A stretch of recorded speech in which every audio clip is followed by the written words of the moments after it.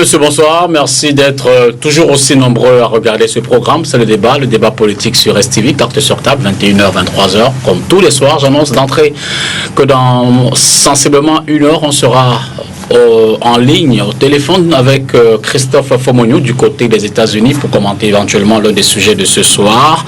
Parce qu'on va parler, pour parler de Genève, il faut comprendre les enjeux entre les séparatistes et probablement le gouvernement qui sont annoncés évidemment en vue de trouver une solution pour la crise anglophone.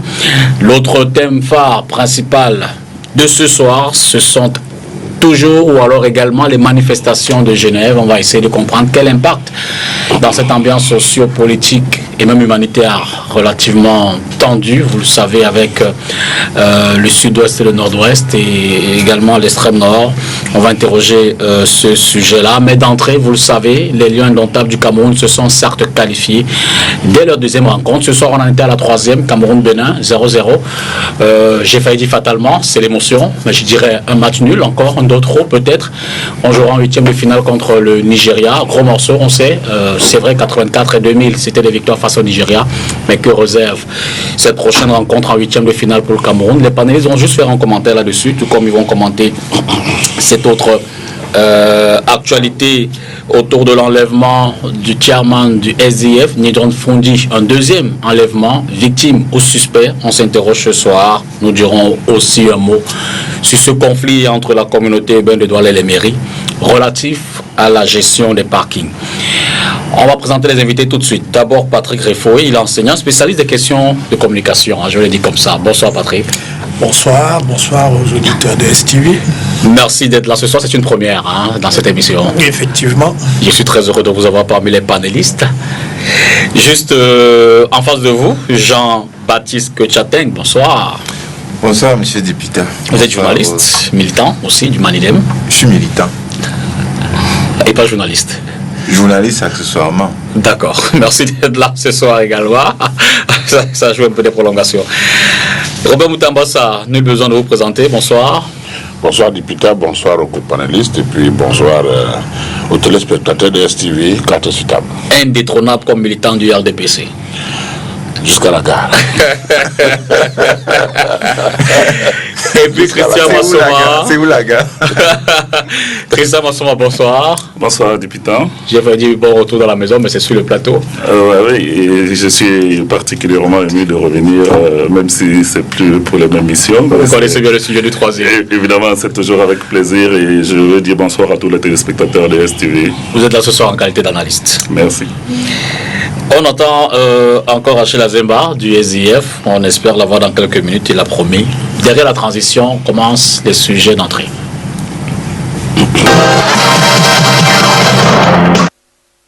Alors, sans forcément que vous ne soyez des spécialistes de football, donc je vais interroger les supporters, les téléspectateurs, les Camerounais fans du foot. Cameroun-Bénin, bon, je ne veux dire pas singulièrement ce match, mais je veux dire qu'aujourd'hui on peut interroger le parcours de cette première phase des Lions indomptables. 3 matchs, une victoire et 2 matchs nuls. Robert Moutambassa, bon, je vais pas rentrer à la polémique, mais c'est quand même des gars qui demandaient 20 millions ou 40 millions, je ne sais plus trop. 40. Oui, je veux dire, ils ont demandé 40. Mais ils méritent même plus. Donc, moi, c'est pas là le problème. Moi, je pense que c'est l'une des rares fois où l'équipe nationale du Cameroun est allée à une CAN et a commencé sans stresser les Camerounais. Parce que vous savez, les matchs du Cameroun au départ de cette compétition ont été très difficiles. Et parfois même, il faut, pour ceux qui sont hyper tendus, ils ont intérêt à avoir leur comprimé, leur cachet à côté, leur comprimé à côté d'eux, parce que les Lions, cette fois-ci, c'est pas ça. Nous avons un bloc, une équipe vraiment en bloc, il n'y a pas de grosses vedettes, donc il n'y a pas d'ego. Donc c'est un bloc qui fonctionne bien, et quand vous voyez même les choses que l'entraîneur se permet, c'est-à-dire il change 4-5 titulaires match après match, il change de tactique de jeu durant le match, il est en train de... Et ça fait que les autres clubs ont des difficultés à jouer avec le Cameroun parce que le coach change systématiquement. Et beaucoup pensent que c'est peut-être une imprudence parce que nous n'avons pas une attaque qui est très percutante. Mais je pense que comme vous connaissez les Lions, ils montent toujours en puissance en fonction des adversaires. On est déjà qualifiés. Ça ne servait à rien d'aller laisser les tibias des enfants contre le Bénin. le match qui suit, c'est avec le Nigeria. Et on va battre le Nigeria, c'est pas un problème ça. Moi je crois que nous avons pour une fois des coachs qui ont bien eu le temps de former une équipe, un bloc, qui a un sens de jeu et qui n'est pas facilement, qu'on ne peut pas traverser facilement. Donnons la chance à ces entraîneurs. Laissons-les continuer. Je crois qu'ils sont là et ils vont arriver en finale. Vous pensez, Christian Massoma, que Robert Moutet parle avec beaucoup d'émotion, comme on le disait? Je ne partage peut-être pas sa conclusion. Je suis d'accord que le bloc de cette année est beaucoup plus compact que celui de 2017. Or, en 2017, nous avons fini premier de cette Coupe d'Afrique des Nations. Ceci étant, nous assistons quand même, particulièrement pour le match de ce soir, à un certain nombre d'errements tactiques de la part de l'encadrement technique des Lions indomptables. Et je pense qu'il y a encore beaucoup de déchets, notamment au niveau de la dernière transmission, du dernier geste. On a particulièrement abusé de longues balles avec Zambo Anguissa qui recherchait la profondeur en permanence, mais avec très peu d'efficacité. Donc, je suis aussi d'avis avec lui que le Cameroun, contrairement aux éditions passées, est parti avec un peu plus de certitude et que nous allons potentiellement monter en puissance pendant cette compétition. Le Nigeria, c'est un gros morceau, mais je suis confiant qu'on a la capacité de pouvoir aller loin. Donc maintenant, on croise les doigts. Et Jean-Baptiste? Il faut d'abord féliciter les Lions, parce qu'on est qualifiés. Vous savez, tout ce qui réunit les Camerounais, tout ce qui nous donne un peu de joie, c'est toujours bien, c'est toujours ça depuis dans un environnement extrêmement difficile. Les Lions nous apaisent, ils nous calment, ils nous rassemblent. Donc il faut leur dire merci pour avoir franchi déjà cette première étape. Maintenant, les questions techniques, on n'est pas des spécialistes. À titre personnel, je suis plus un applaudisseur qu'un footballeur. On a effectivement remarqué que le dernier compartiment du 11 national n'arrive pas à percer les défenses adverses depuis les 2 derniers matchs, mais on espère que avec le doigté des managers, notamment des coachs, le prochain tour va leur permettre de marquer des buts, parce que le plus difficile dans cette équipe-là maintenant apparemment c'est marquer des buts. Les autres compartiments semblent bien se tenir, il n'y a que la finition, puisque le but du foot c'est quand même de marquer des buts et de ne pas en prendre. Il n'y a que le compartiment attaque qui semble encore en retard. Mais il faut aussi noter que globalement, quand on regarde les autres équipes, on se rend bien compte que au fur et à mesure que les CAN se succèdent, le niveau augmente. Donc on espérait qu'on va battre le Bénin facilement comme d'habitude, mais là on sent que quelque chose est en train de changer. Patrick? Oui, un avis mitigé sur cette équipe qui est passée, c'est une bonne chose, mais il y a 2 éléments qui interrogent. L'encadrement technique a procédé à des changements à chaque rencontre. Pour les 3 rencontres que nous avons jouées, on a eu droit à 3 11 de départ. Et il y a une difficulté. La difficulté, c'est la difficulté que l'équipe a à mettre les attaquants dans les situations idoines pour pouvoir marquer. Nous ne parvenons pas. Bon, c'est une équipe qui n'a pas de grosse individualité, donc elle doit se reposer sur le collectif. Est-ce que, avec les difficultés que nous avons, déjà à ceux de créer des occasions, est-ce que nous serons capables d'être transcendants lors du second tour? Bon, on se pose des questions. Voilà, il reste donc des questions. Le Nigeria pourrait peut-être avoir des réponses. Vous pensez bien que le Nigeria serait une opportunité de victoire, une de plus? Le Nigeria sera certainement révélateur du caractère de cette équipe. Dans le sens que, oui. Je voudrais ajouter que l'enjeu pour la première place était aussi assez important pour le Cameroun, parce que si on avait fini premier de notre groupe, on aurait certainement évité un gros calibre pour les 8e de finale, et on aurait pu peut-être avoir un peu plus de lisibilité, parce que moi je pense que quand le Cameroun arrive à la CAN, il faut l'attendre véritablement à partir des quarts de finale, des demi-finales. Mais maintenant, on est en 8e de finale avec le Nigeria déjà. On aurait pu craser un petit pousset, même si on parle du nivellement au niveau des équipes pendant cette Coupe d'Afrique des Nations. Et puis on prend aussi Achille. Moi, je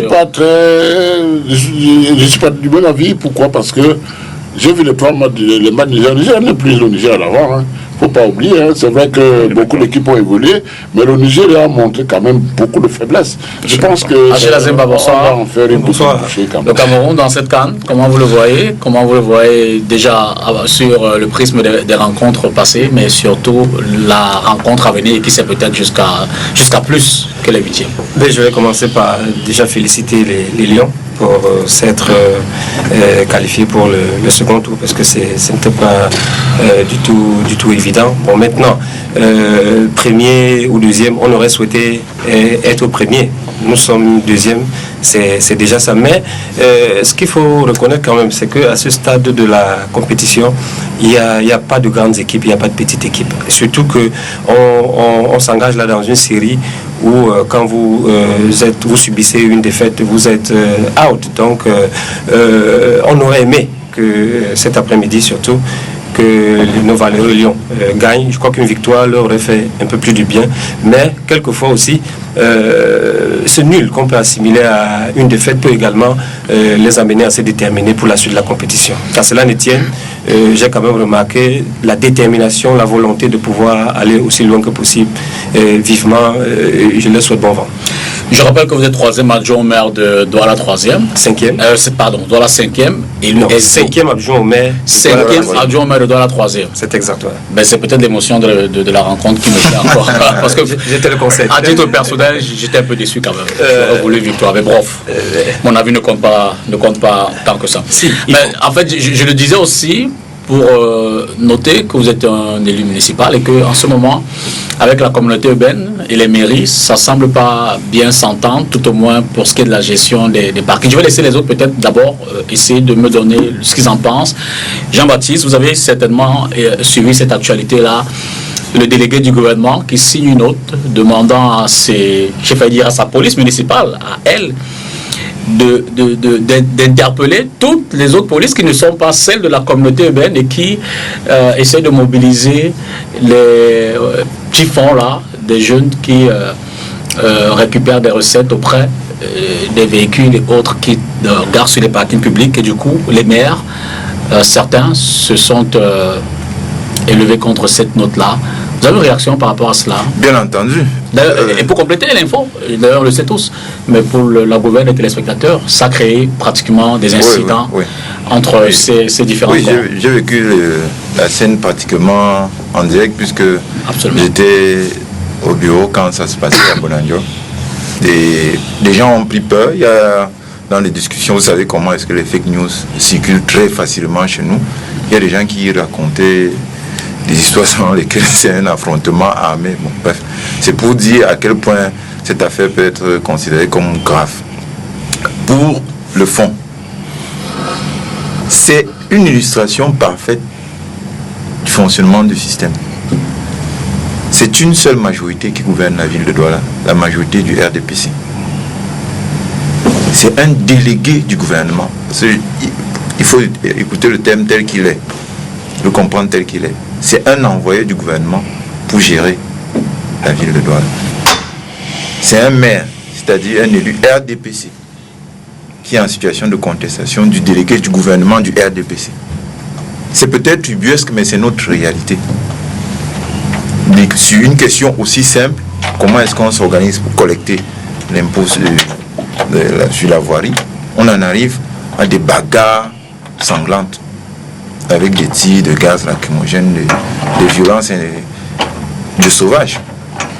Donc, ces quelques remarques de forme sont importantes pour dire que chaque fois que nous décrivons l'État du Cameroun comme étant un État néocolonial, dans lequel les intérêts des populations ne sont pas du tout pris en compte, nous avons là un cas patent où il n'y a aucune raison qui puisse justifier une telle bagarre, si ce n'est la part du gain. Parce que effectivement, quand on sort des grosses recettes que sont le pétrole, le bois, les matières premières agricoles que l'on exporte et qui partent avec une plus-value, c'est-à-dire le travail et la richesse qui devraient revenir au Cameroun, il nous reste les impôts locaux qui sont des boutilles par rapport à la richesse véritable du Cameroun, mais sur lesquels nos dirigeants se battent à mort. Parce que à Bonanjo, si la police nationale n'intervenait pas, il y aurait certainement il y aurait eu probablement des morts. Merci. Donc, c'est un cas patent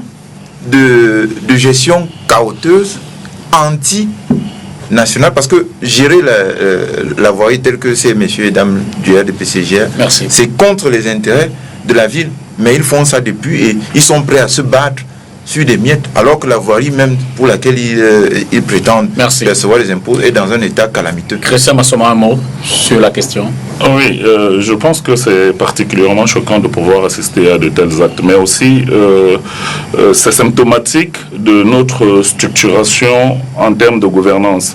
Parce que on ne peut pas imaginer que la communauté urbaine, qui est administrativement la tutelle des mairies, si je peux m'exprimer de cette manière, et qui sait que les recettes municipales issues de la voirie participent à une certaine importance au niveau des budgets des dites municipalités, qu'elle puisse venir empiéter sur un domaine dans lequel véritablement elle n'en a pas besoin. Si on regarde, quand on regarde le budget de la communauté urbaine et on regarde le budget des municipalités et des collectivités, on se rend compte qu'en réalité, il faudrait donner beaucoup plus de possibilités à ces municipalités d'avoir suffisamment de revenus et de rentrées pour pouvoir mener les opérations de voirie municipale. Mais même là, il y a un conflit depuis longtemps entre les dévolutions des municipalités et les dévolutions de la communauté urbaine. Mais cette cacophonie, en réalité, comme je disais tout à l'heure, c'est la traduction bien évidente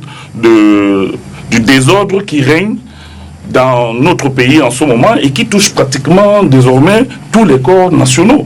C'est inacceptable qu'on puisse en arriver là, mais personnellement, moi, je ne suis pas surpris. La décentralisation qui est censée véritablement définir les rôles des différents organismes et les différentes dévolutions est bien évidemment encore sous la sellette et devrait intervenir rapidement pour savoir exactement quelles sont les attributions de la communauté, de la région, certainement, parce que je pense que la communauté urbaine est appelée à disparaître. C'est-à-dire il faudra que dans un avenir très proche, qu'on ne puisse plus entendre cette expression de communauté ou de délégué du gouvernement, mais peut-être des conseils régionaux et des élus qui sont véritablement à leur place pour pouvoir gouverner les cités avec une certaine transparence. Merci. Patrick. Oui, cette situation est simplement la continuation des discussions qui sont souvent des discussions houleuses sur l'attribution des compétences entre la communauté urbaine et les mairies d'arrondissement dans l'espace de relais. On a un précédent avec la question de la gestion des marchés, absolument déjà. Et ce que j'aimerais rappeler, c'est deux choses. La première chose, c'est que dans les textes de loi qui encadrent la décentralisation au Cameroun, qui sont des textes qui ont été votés en 2004, je pense, il est dit clairement que la création de la communauté urbaine emporte transfert de compétences des mairies d'arrondissement vers la communauté urbaine. Autrement dit, les compétences qui peuvent être celles des mairies d'arrondissement, la communauté urbaine a un droit de préemption là-dessus. La deuxième chose, c'est que l'un des principes qui gouverne la décentralisation, c'est le principe de subsidiarité. Ça signifie qu'une entité, c'est-à-dire une entité, une collectivité locale, peut très bien se substituer à une autre. Donc à partir de là, c'est vrai que chacun, puisque nous sommes dans une situation où il y a l'accélération dans la mise en œuvre de la décentralisation, c'est normal que chaque entité essaye de préserver son précaré ou alors de rogner sur le précaré des autres, mais il faudrait que les textes soient respectés. Je ne pense d'ailleurs pas que lorsque la décentralisation sera effective, il y aura une disparition de la communauté urbaine comme certains l'appellent veut. Le mode de légitimation du délégué va peut-être évoluer pour que nous ayons un super maire de la ville qui soit un maire élu, mais il y aura toujours, comme dans toutes les grandes villes, un maire pour gouverner la ville de Douala. Il n'y a pas un délégué du gouvernement, c'est ce qu'on a dit tout à l'heure. Il y aura une évolution et on partira certainement du délégué du gouvernement au maire de Douala. Un acteur premier de ces questions-là, Achille Azemba. Oui, je voudrais déjà quand même corriger quelque chose, peut-être dans l'élan en matière de développement de son argumentaire. Il a dû dire quelque chose. Le délégué du gouvernement n'est pas la tutelle d'une commune d'arrondissement. Non, peut-être vous l'avez dit. Non, c'est pas vrai.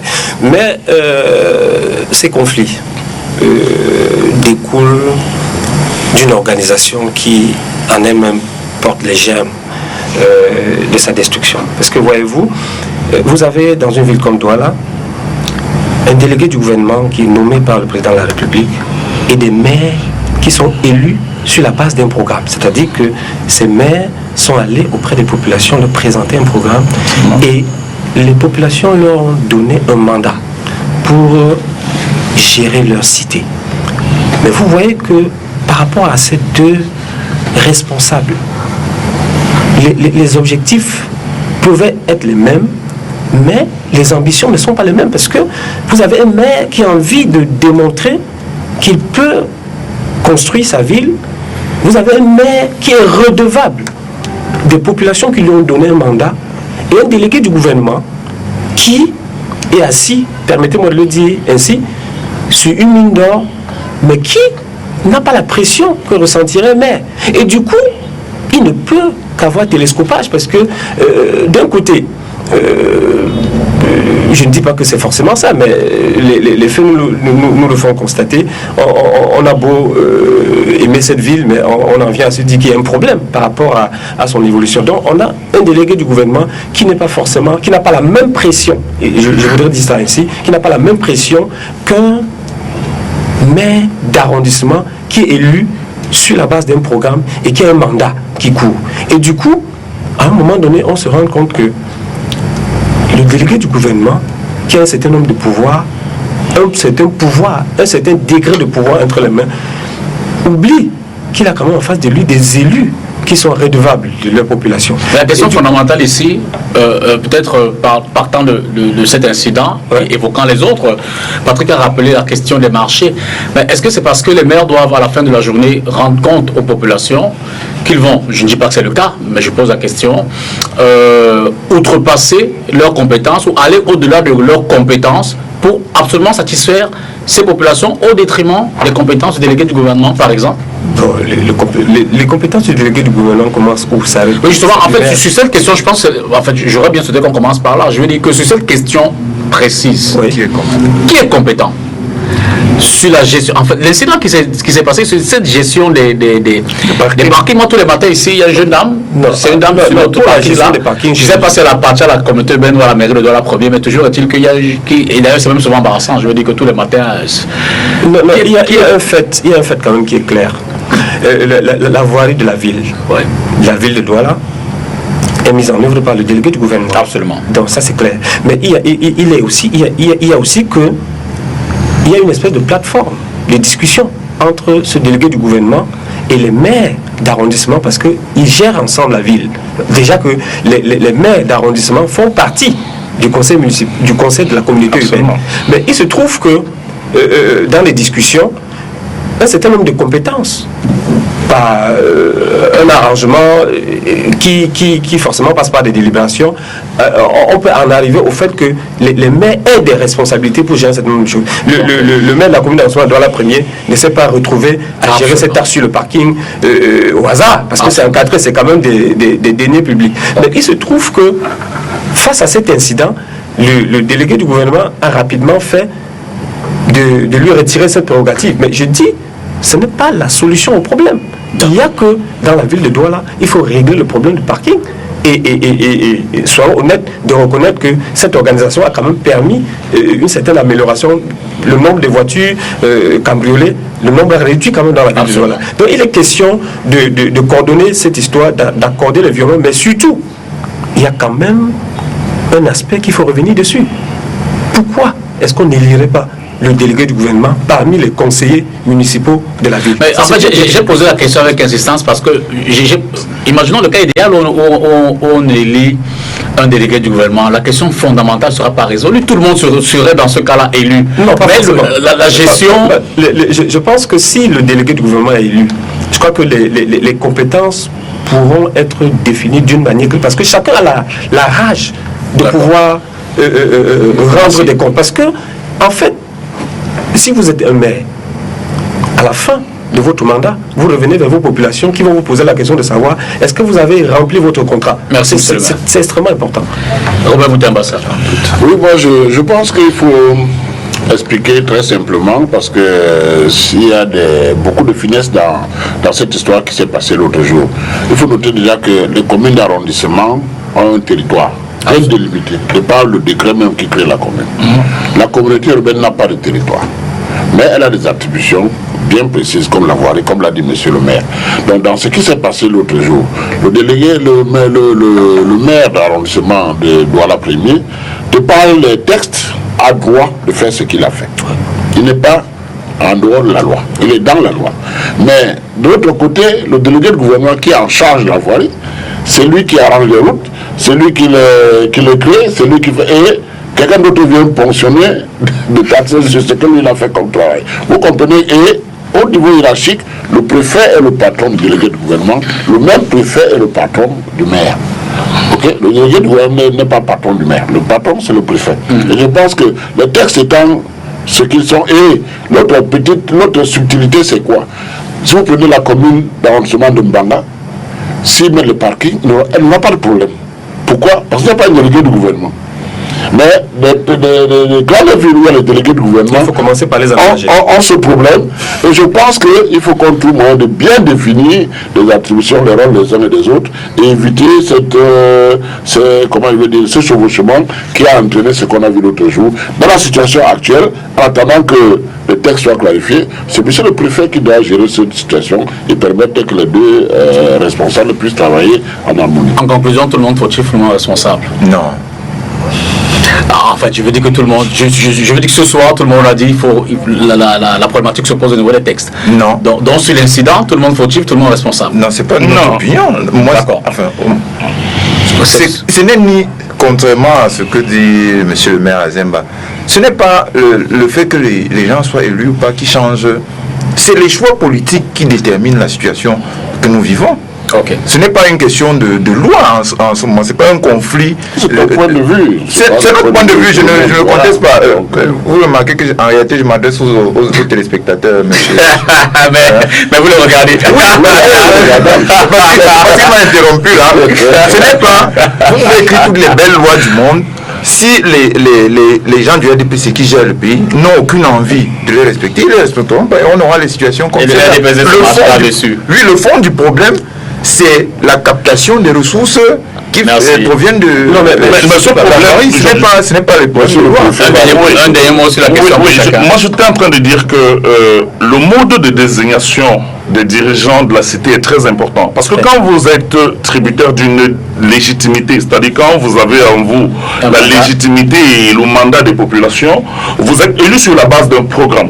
Et vous êtes là pour appliquer un programme. Ce programme est sanctionné par les populations. Et si vous n'avez pas bien géré votre programme, ou s'il y a des conflits qui se dégagent pendant votre mandat au niveau de la gestion des parkings, de la gestion des marchés, les populations pourront sanctionner ça. Mais quand c'est un délégué du gouvernement qui est nommé par décret présidentiel et qui ne rend pas compte aux populations, il peut effectivement avoir ce type de dérapage en permanence parce que on connaît dans ce pays, excusez-moi le terme, l'arrogance des gouvernants.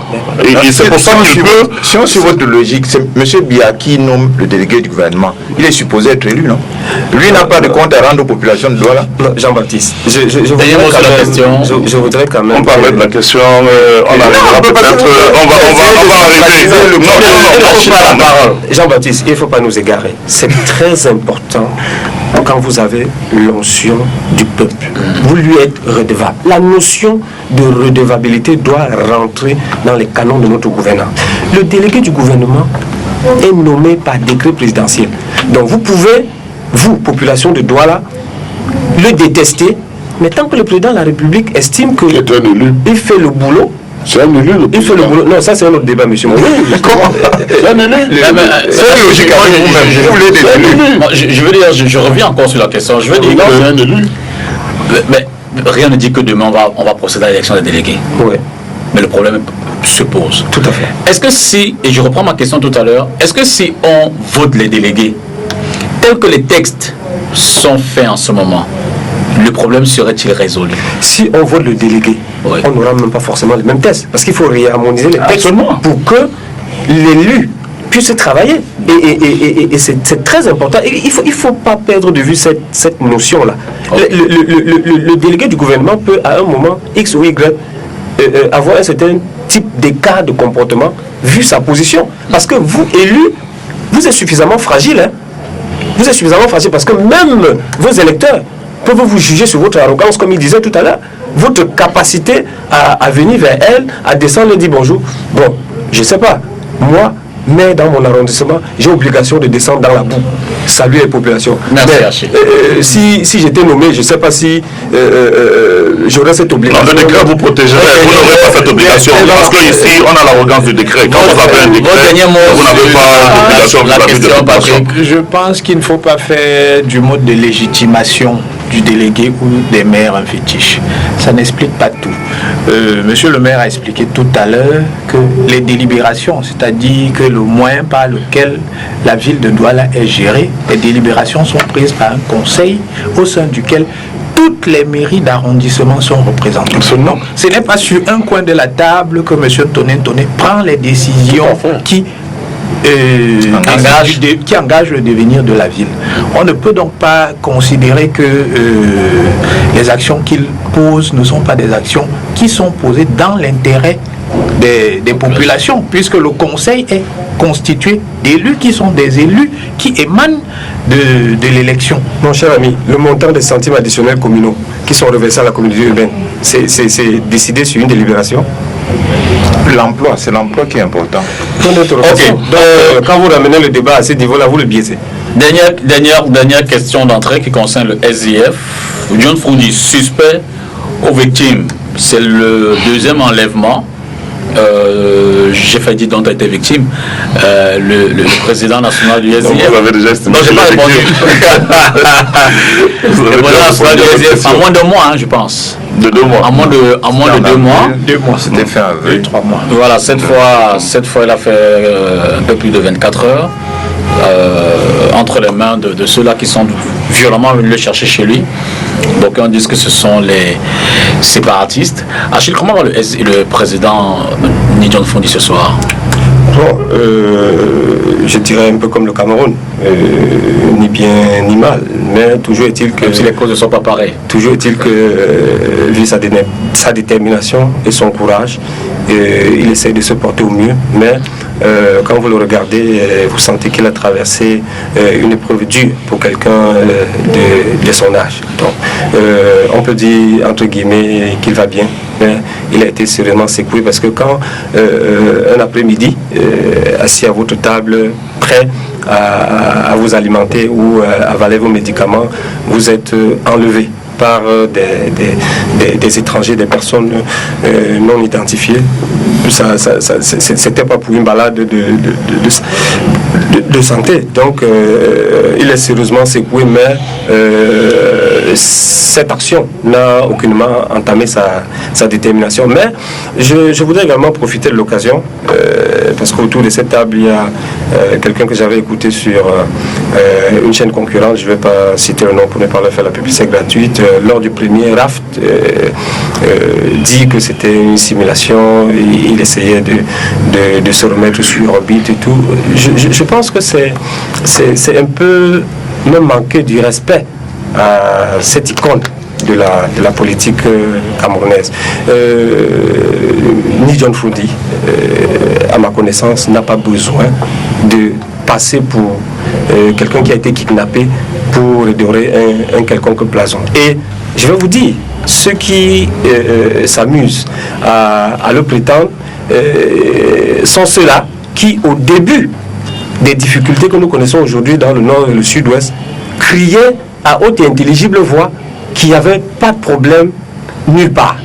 Dieu merci, aujourd'hui, ils reconnaissent qu'effectivement il y a un problème, mais il est question de voir comment est-ce qu'on peut le résoudre. C'est quand même déjà un début de solution. Mais toujours est-il que, au-delà du kidnapping de Ni John Froundi, je voudrais qu'on pose le problème de cette situation qui prévaut dans le nord et le sud-ouest, parce que peut-être on débat parce que c'est Ni John Froundi, mais il y a un certain nombre de personnes, des Camerounais, qui ont droit à la liberté, qui sont kidnappés tous les jours. Il y a des opérateurs économiques qui, manu militaire, ils sont enlevés, rançonnés, on leur demande de payer des fortes sommes d'argent pour recouvrir la liberté. Tout ça on n'en parle pas assez, bon, parce que c'est Froundi. Bon, c'est vrai, on devrait en parler, mais on doit saisir cette opportunité pour pouvoir condamner ce type d'agissement et nous dire cette crise, elle n'a que trop duré, vivement qu'on trouve des solutions. Avant de prendre la réaction des autres, un homme ou encore, j'ai vu que vous m'avez subtilement corrigé. J'ai dit les séparatistes, vous avez dit les personnes non identifiées.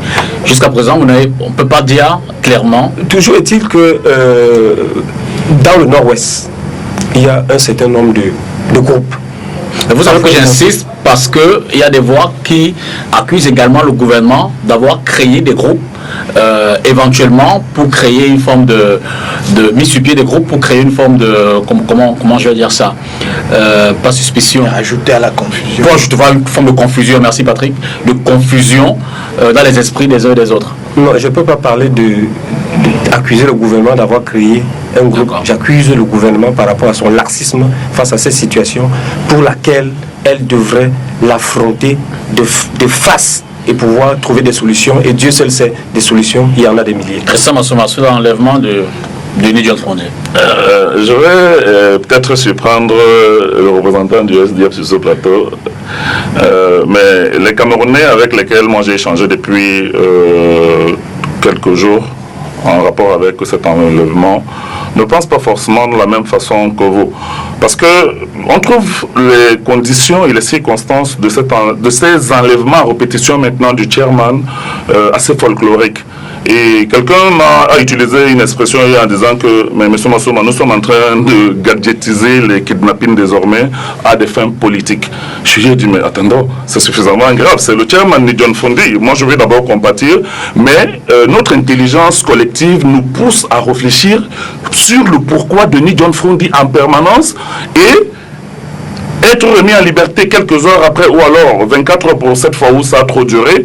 Il faut bien comprendre qu'il y a un questionnement auprès de l'opinion par rapport aux objectifs et aux motivations véritables de ces enlèvements en répétition. Redorer le blason sur le plan politique, ceux qui ont avancé cet argument ne l'ont pas avancé pour rien. Tout le monde sait qu'au sortir de la présidentielle, le SDF a été particulièrement entamé. Vous le reconnaissez vous aussi.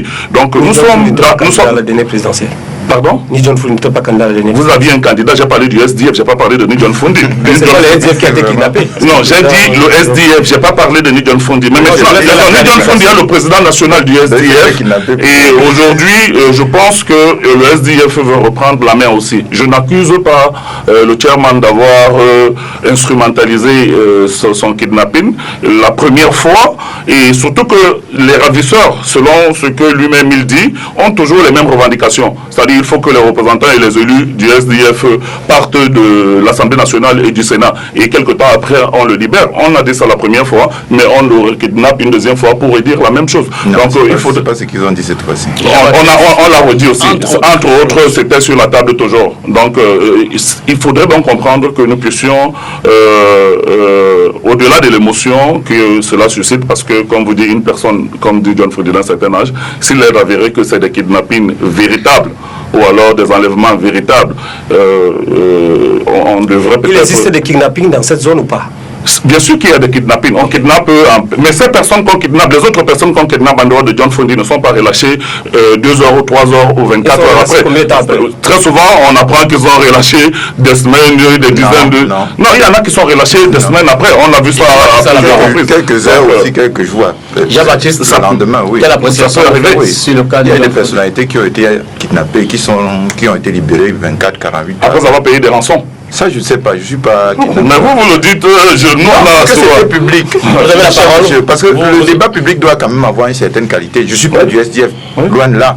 Mais il y a des accusations qui sont très dangereuses. La qualité dont vous parlez, c'est quoi? Je ne comprends pas. Nous sommes en train de débattre. Vous avez une opinion et il faut défendre votre opinion. Il ne faut pas porter un jugement de valeur sur les opinions. Bien sûr que j'ai le droit de porter un jugement de valeur. Nous sommes dans un débat. Oui, mais dans le débat, écoutez, quand vous avez vos arguments...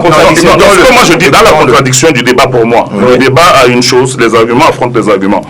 Moi, je ne me permets pas, au niveau de mon intelligence, de pouvoir donner et d'avoir la prétention de dire que ce que vous dites n'a pas le niveau requis pour pouvoir être débattu ou alors... On a parfaitement le droit, cher monsieur. Mais si vous dites une chose qui n'est pas exacte, Dans la question de fond, j'aimerais avoir votre lecture de l'enlèvement de John Foundi. L'enlèvement de Foundi pose de nombreuses questions et la principale est celle de savoir quand est-ce que nos amis du STF vont enfin consentir à reconnaître que la situation telle qu'elle se présente appelle un consensus minimal sur la fin du conflit, la fin de la tentative de sécession à la charge des sécessionnistes. Parce que jusqu'ici, quel que soit ce qu'on peut dire, c'est la question sécessionniste qui pose essentiellement problème. Parce que ces gens-là font tout ce qu'ils font parce qu'ils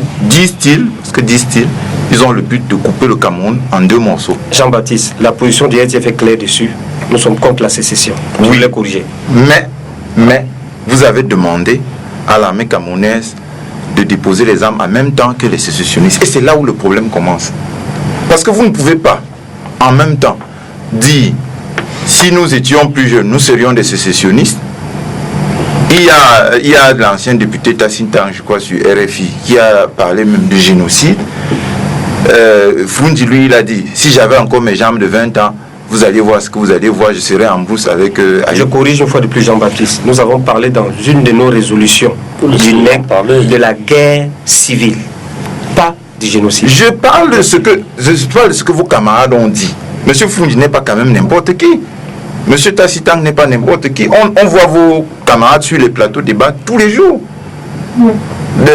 Des anciens avocats, bref, le SDF a créé autour de la question un flou, tout en disant que la sécession n'est pas admissible. Elle demande à l'armée camerounaise de déposer les armes. Mon Dieu, si l'armée camerounaise s'était retirée depuis 1 an ou 2, comme vous le demandez, quelle serait la situation aujourd'hui? J'espère sincèrement que nos amis du STF vont revenir à la raison. Mais quelle est la situation aujourd'hui? La situation est celle-là. On peut trouver M. Foundi chez lui à 3 h de l'après-midi, le ramasser, on ne sait pas qui l'a ramassé. Les explications qu'il a données, tant on a dit que c'est les combattants sécessionnistes. D'autres personnes disent autre chose, mais c'est ce que lui il a dit. Les armes ne sont pas déposées. Non, si on avait, M. Azemba, si la question est sérieuse, vraiment répondez-y sérieusement.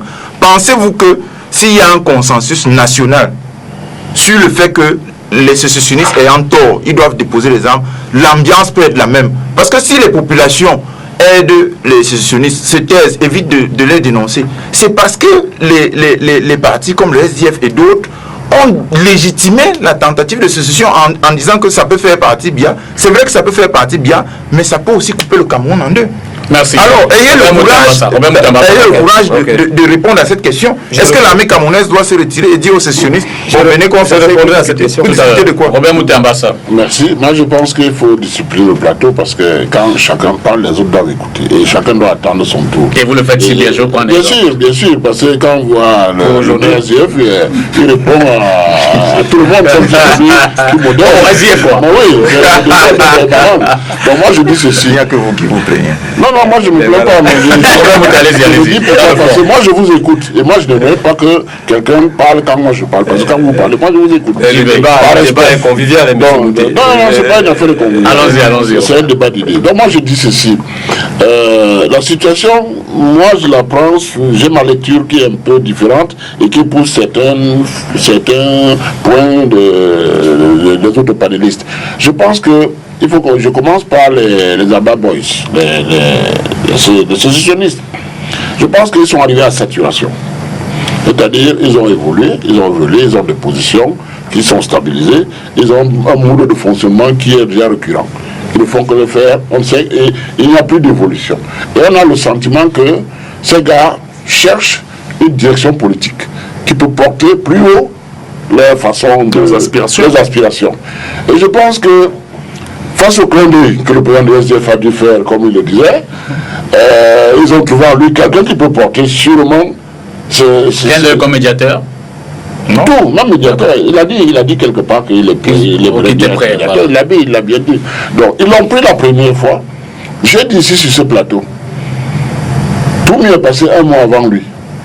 Il a été stoppé au même endroit. Et j'ai quelqu'un qui est un ami personnel qui était avec Toumi, qui m'a fait le point. Ils ont voulu prendre Toumi pour l'amener à leur base, rencontrer leur chef. Toumi a refusé. Ils ont discuté là dans la voiture et Toumi les a... Et je précise d'ailleurs que quelques jours avant John Froundi, ils avaient pris l'archevêque Cornelius Issoua dans la... Oui, mais Toumi c'était avant. Ils ont avant la première... Avant que Froundi soit pris la première fois. Quand Froundi lui est venu, ils ont demandé à Froundi, comme ils ont demandé aux autres, de descendre, aller là-bas. Froundi est descendu. Il est allé discuter avec sûrement. Je pense qu'il y a un deal qui a dû se faire. Et Froundi peut-être étant revenu quelques heures après et que le temps est passé, il n'a peut-être pas respecté les engagements qu'il a dû prendre là-bas. Ils sont venus le chercher à la maison et ils étaient un peu plus brutaux que la dernière fois. Pourquoi? Parce qu'ils ont exigé que les députés, les sénateurs SDF démissionnent en bloc. Froundi leur a dit la première fois que non, il était contre. Et bon, je ne sais pas s'il y a eu d'autres tentations, parce que vous savez, celui qui était là-bas, celui qui sait qu'est-ce qu'il a discuté avec les uns et les autres, il est revenu, ils sont venus chercher cette fois-ci à la maison. Ils sont partis, ils étaient un peu plus durs avec lui. Parce que Froundi, j'ai vu les photos, il montrait comment il a été brutalisé à la tête et un peu partout. Donc je crois que les gens montent d'un cran pour l'intimider. Et quand on voit qu'on a pris, je crois, une de ses sœurs, un frère et autres, il y a quand même une espèce d'économie autour de Froundi. Pourquoi? Peut-être parce que pour eux, c'est celui qui a même de mieux porter leurs aspirations beaucoup plus haut, parce qu'ils tournent en rond en ce moment. Et je crois que Froundi, dans cette situation, est devenu un tout petit peu un otage. Et moi, je serais d'avis, parce que si Froundi peut avoir des contacts avec ces gens, il peut aller discuter avec eux. Nous sommes dans la phase où tout le monde parle de dialogue. Pourquoi ne pas l'associer à la médiation pour que justement, connaissant la route, connaissant où aller, il peut peut-être aller les convaincre plus facilement. Moi, je pense qu'on peut capitaliser, positiver dans cet enlèvement brutal de Froundi et permettre que le Cameroun trouve la paix. Patrick Fouet.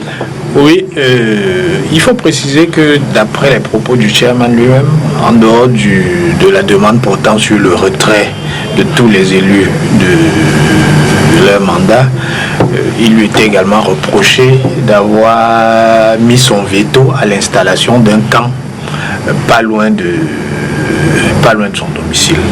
Et que sur ces entrefaites-là, l'armée serait intervenue et aurait tué quelques-uns des Amba Boys qui tentaient d'installer le camp.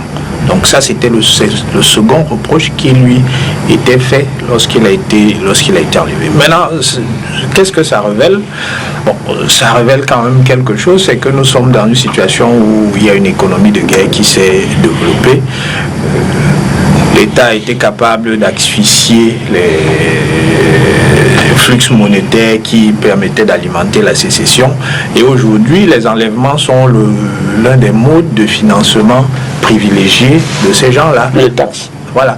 Donc, le chairman, il n'a peut-être pas payé l'impôt, mais la plupart de ceux qui sont enlevés doivent débourser des sommes plus ou moins importantes pour être libérés.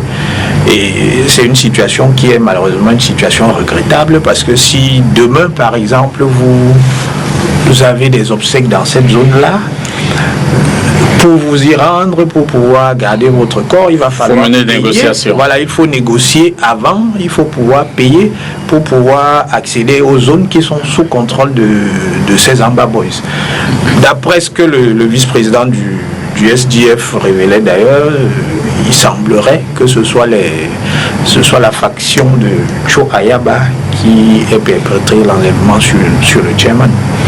Alors je vous laisse le dernier mot là-dessus, si vous avez des corrections. Je voudrais dire Jean-Baptiste, parce que tout à l'heure il a quand même fait un certain nombre de déclarations fracassantes. Je voudrais rappeler que le SDF n'est ni de près ni de loin complice de quoi que ce soit par rapport à cette situation qui prévaut dans le nord-ouest et le sud-ouest. Au contraire, s'il y a un parti qui souhaite que cette situation se résolve rapidement, c'est le SDF. La preuve, le score de l'élection présidentielle dont faisait allusion le monsieur tout à l'heure, quelque part, je ne mets pas entièrement la responsabilité sur le fait qu'il n'y a pas eu véritablement élection dans ces deux zones, mais nous avons perdu un vivier important de voix dans ces zones.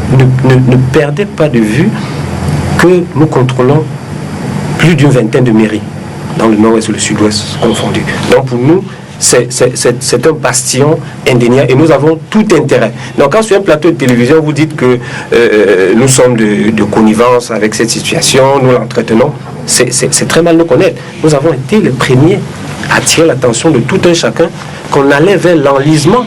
Nous avons, dans une de nos résolutions, je peux te l'apporter demain, je sais que tu mènes généralement un certain nombre d'investigations par rapport même à ta profession de journaliste. Je vais te présenter l'une des résolutions de nos réunions qui attirait l'attention de tous les Camerounais qu'on tendait vers une guerre civile. Est-ce qu'on en est si éloigné? Donc, de grâce, plus que jamais, ne nous dispersons pas. Le SDF a affiché ses ambitions pour participer à la résolution de cette crise. Et quand on parle de déposer les armes, on demande à tout le monde de déposer les armes. On n'a pas demandé. Bon, ok. Les armes continuent à crépiter. Est-ce que pour autant la situation a été résolue? Est-ce que tu peux me dire, avec certitude, que cette partie du territoire est contrôlée, bien que nos forces de défense s'y trouvent?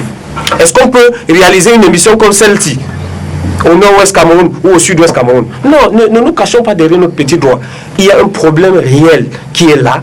Allons vers les solutions. Et les solutions, Dieu seul sait, il y en a énormément. Il suffit d'avoir juste une dose de volonté et nous y arriverons. Bon, on va prendre une transition, évoluer, aller du côté de Genève. Bon, un mois avant la transition. Oui, je voulais simplement rappeler à monsieur le maire que je ne suis pas en train de vous accuser sur la base de choses. C'est parce que si vous aviez dit qu'une déclaration que j'ai faite était fausse, là j'aurais été gêné. Je voulais même ajouter que les députés Mbandam et Huiba avaient déclaré publiquement qu'ils ne retourneraient pas à l'Assemblée. C'est vrai. Donc, quand on vous dit, prenez la parole pour dire clairement aux Amazoniens que vous avez tort, c'est vous qui êtes venu aggraver la situation, et vous dites, ce n'est pas ça qui va... comment vous pouvez imaginer un seul instant, monsieur Azemba, comment vous pouvez imaginer un seul instant que l'armée du Cameroun recule même d'un seul centimètre devant quelqu'un qui dit qu'il va couper le pays en deux? Et nous expliquer par la suite que c'est parce que l'armée ne recule pas que la situation perdure. Non, c'est parce que les Amazoniens, que vous légitimez par ce discours-là. Ne me prêtez pas les idées, prêtez-moi plutôt de l'argent. Quand vous dites que Mbandam, les députés Mbandam et Huiba, on dit qu'ils ne reviendraient plus à l'Assemblée nationale. C'est faux. Un matin, votre maison est encerclée par des milliers de personnes qui vous crient sur la tête. Vous n'avez pas un instinct de suivi? C'est pas un instinct de suivi. Mais quand il est revenu donc à la situation normale, il faut expliquer aussi aux gens. En plus, ce sont ses électeurs. Il faut expliquer. Pour expliquer. Merci à vous, messieurs. On va prendre la transition et aller du côté de la Suisse pour deux raisons. D'abord, la marche, les manifestations qu'il y a eu le week-end dernier, et puis essayer d'interroger les pourparlers qui s'y déroulent. Transition.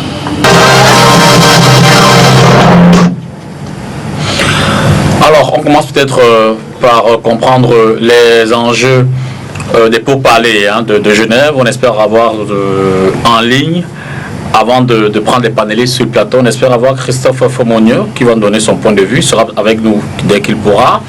Alors, messieurs, je veux dire, la question de la négociation ou cette rencontre de préparation à une négociation ferme, la mise en place d'un médiateur, ne vous êtes pas tombé dessus comme, je veux dire que du jour au lendemain comme ça, vous n'avez pas été surpris de voir que finalement le Cameroun accepte d'aller sur la table des négociations, Christian Massoma? Surpris, peut-être pas, parce que le président de la République a annoncé depuis quelque temps le dialogue national. C'est-à-dire, après avoir nié l'évidence pendant longtemps, le gouvernement de la République s'est résolu à comprendre qu'il faut aller sur la table des négociations. Et on a vu l'ambassadeur suisse à Yaoundé quelques jours avant le départ du président de la République. Et puis, moi, en lisant l'article de Jeune Afrique qui officialisait la médiation helvétique avec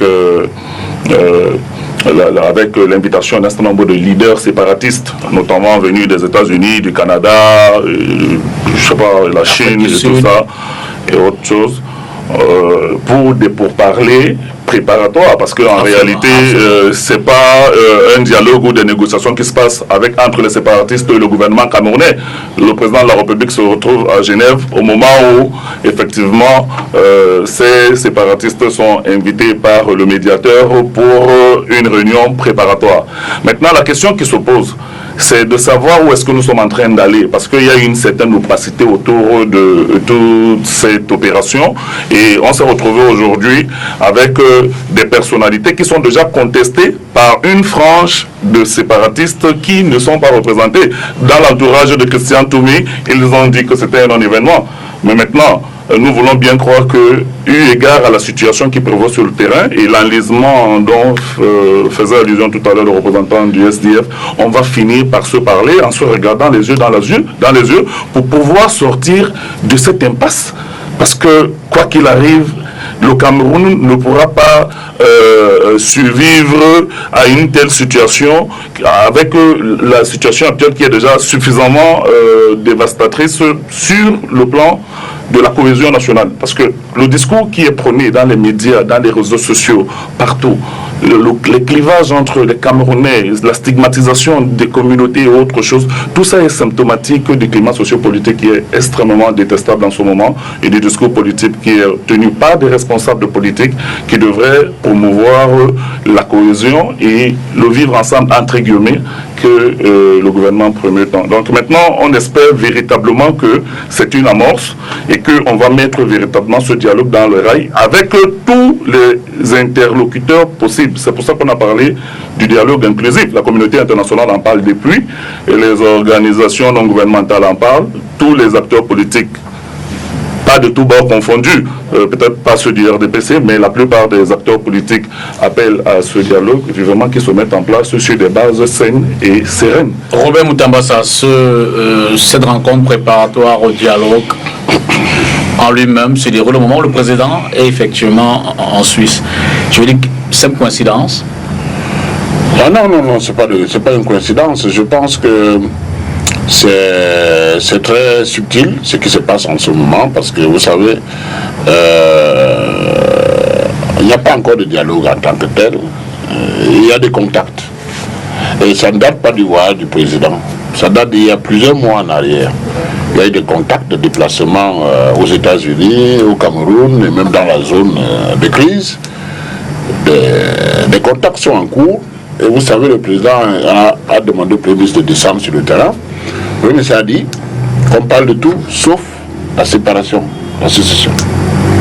Bon, maintenant, quand on prend les contacts avec les gens, c'est pour être d'accord déjà sur ce principe de base. Parce que si il y en a qui veulent venir parler séparation, forcément, ça va poser un problème par rapport à ce dialogue. Donc les contacts sont en train d'être pris et ça ne date pas du voyage du président.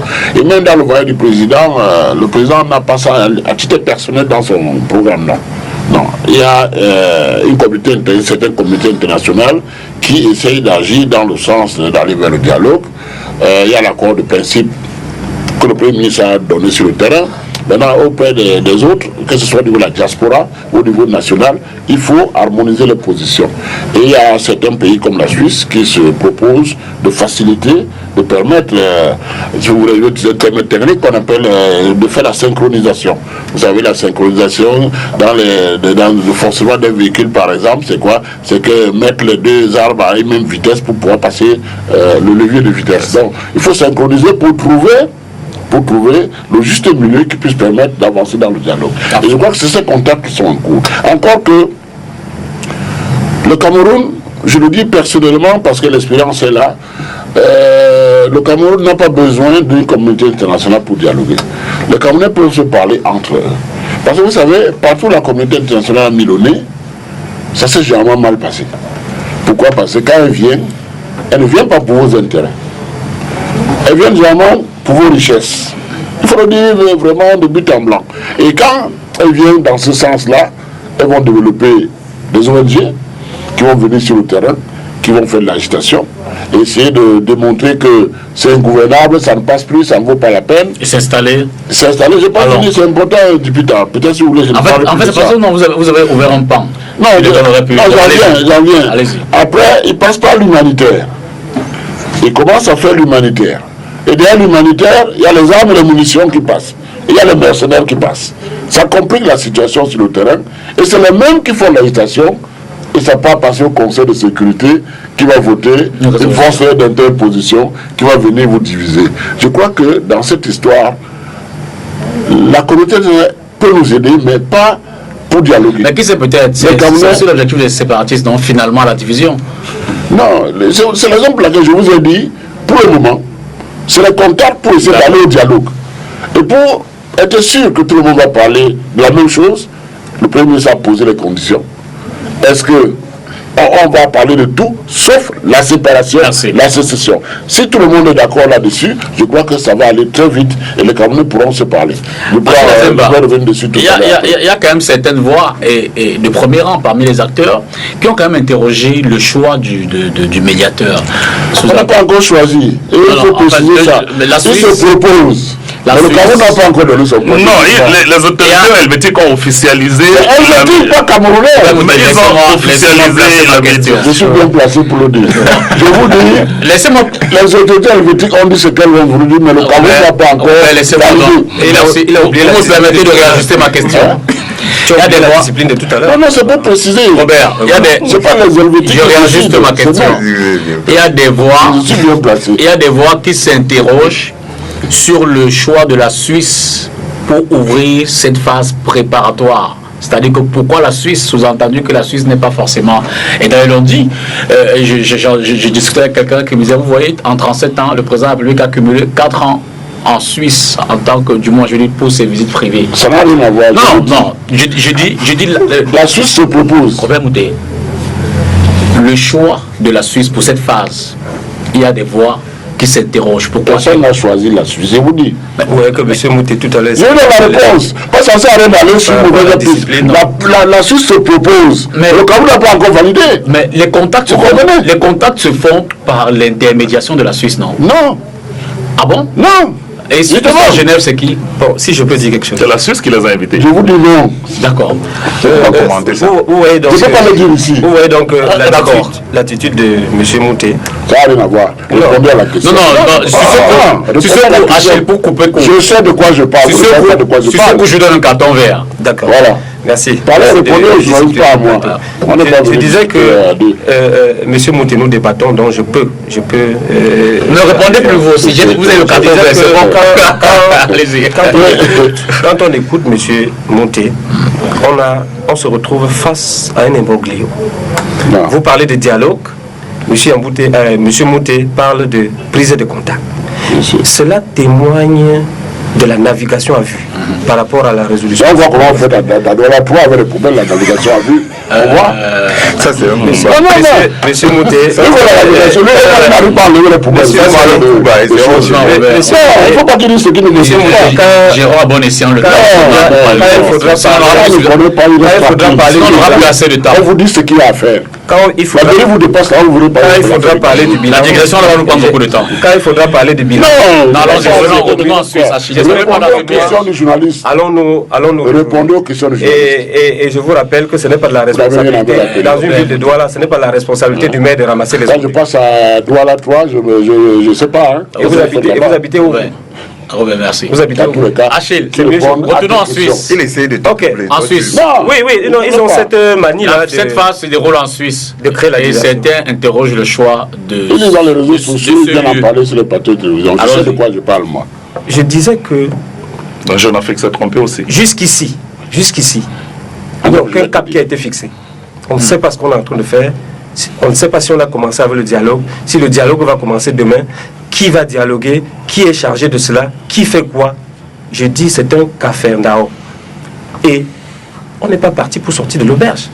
Quand même, si face à une crise comme celle-ci, il y a une volonté de pouvoir la résoudre, on commence par se fixer des objectifs et un cap. Donner les directives, comment va se dérouler ce dialogue. Il va peut-être commencer au Cameroun. C'est pas une mauvaise chose même d'associer les Suisses, parce que à partir du moment où nous sommes face à une situation qui nous crée un certain nombre de désagréments, quel que soit d'où vient la solution, je pense que nous pouvons la prendre. Parce que des Camerounais perdent leur vie tous les jours dans cette zone-là. Je ne suis pas sûr que si autour de cette table, quelqu'un de nous avait perdu quelqu'un là-bas, il agirait de la sorte. Donc nous sommes interpellés et nous devons prendre ces choses au sérieux. Je ne sais pas, certains passent pour être ceux-là qui lisent des lettres qui sont encore dans des enveloppes. Non, de grâce. Je pense que si on veut aller vers une résolution saine de cette crise, il faut commencer par fixer le contour, définir les objectifs, les acteurs. Parce que qui doit participer à ce dialogue? Il va se dérouler où? Qui fera quoi? On va vers quoi? Il y a un certain nombre d'interrogations, de préalables qu'il faut définir. Mais on n'a encore rien fait un matin. On dit il y a une négociation helvétique qui est posée sur la table. Et du coup, comme un morceau de viande qu'on lance à des chiots, nous nous rions dessus et on commence à débattre. J'ai l'impression que c'est de la diversion. De grâce, revenons sur terre. Chacun a parlé du dialogue. Les Camerounais sont prêts pour le dialogue. Que les contours de ce dialogue soient fixés, qu'on s'asseye et qu'on se fixe un cap. Parce qu'il faut évaluer quand on avance. Il n'est pas question de dialoguer pour dialoguer. On se dit, voici le cap, voici les acteurs. Après un certain temps de discussion, on dit, quels sont les points qu'on a pu engranger? On s'est entendu sur quoi? Quels sont les points d'achoppement? On peut tirer des conséquences et recadrer l'orientation. Justement, c'est de ça qu'il est question. C'est un peu comme ça que nous voyons la situation à SDF. Alors, Patrick, oui. L'un des éléments, vous permettrez, finalement, on aura Christophe Fomonio. Okay. Christophe, bonsoir. Oui, bonsoir. Je rappelle que vous êtes le président du NDI pour l'Afrique. Merci d'être avec nous ce soir. Vous êtes depuis les États-Unis, on vous a. Alors, on va y aller rapidement. On parle pour parler de Genève, sur les contacts évidemment qui sont faits avec la médiation, même si elle est contestée, même si elle paraît contestée de la Suisse. Première question. Qui sont concernés par ces contacts? Qui sont ceux qui discutent à Genève? Non, je crois que pour l'instant, c'est encore prématuré de parler de ceux qui discutent à Genève. Dans mon entendement, la Suisse a été sollicitée et la Suisse a accepté de mener les négociations. Comme ça se fait dans d'autres cas, par exemple, je pense au dialogue intercongolais auquel j'avais été associé à l'époque. Je pense au dialogue même tout près de nous entre les Gabonais lorsqu'ils se sont retrouvés en France pour les accords de Paris. C'est-à-dire, lorsqu'une négociation est lancée, on ne passe pas tout de suite de l'annonce officielle à la désignation des participants. Il y aura certainement une période de triage pour déterminer qui peut participer, qui peut être représenté, qui peut recevoir mandat, avant d'aborder même le vif du sujet et les sujets qui fâchent ou les sujets qui font l'objet de la contestation. Donc je crois que c'est encore très tôt, mais évidemment, si cette médiation suisse est approuvée par tout le monde, ce serait vraiment une porte de sortie que nous devons tous encourager et soutenir. Pourriez-vous avoir une idée des éléments, des thèmes de référence, des sujets éventuellement qui sont sur la table ou qui seraient sur la table? Je crois que ça devrait même se discuter entre les différents intervenants parce que l'ordre du jour, l'agenda sera fixé d'un commun accord parce que l'une des parties ne peut pas imposer à l'autre les thèmes de référence. Chacun viendra avec ses doléances et les sujets qui fâchent et l'autre donnera aussi son point de vue pour voir si ces sujets doivent être inscrits à l'ordre du jour ou pas. Parfois même, les négociations sur les points de discussion, parfois ça traîne, ça fait même l'objet d'une négociation à part, avant qu'on arrête les thèmes de référence et l'agenda des négociations. On a observé comme une forme de... Mes ententes de mots n'est peut-être pas juste, mais je vais le dire. Entre les groupes séparatistes, certains ont dénoncé dès l'annonce ces pourparlers qui sont entamés. D'autres y participent. Quelle analyse vous en faites? Je veux dire que si jamais on s'entend définitivement sur un cadre de travail, est-ce que cette disparité, cette dissonance ne pourrait pas entamer ou alors pourrait pas contrarier sur la mise en œuvre des conclusions éventuelles? Non, de mon point de vue, effectivement, on devait s'attendre à ce qui est dissonance dès le départ. parce que je ne crois pas que c'est tout le monde qui a été associé aux discussions préliminaires. Et en pareille circonstance, au départ, il y a toujours des gens qui sont beaucoup plus rapides à accepter un processus que d'autres. Mais avec le temps, sûrement qu'ils vont devoir pouvoir s'entendre selon le nombre de places qui sont réservées à ceux-là. Ils seront obligés de s'entendre pour désigner qui peut les représenter.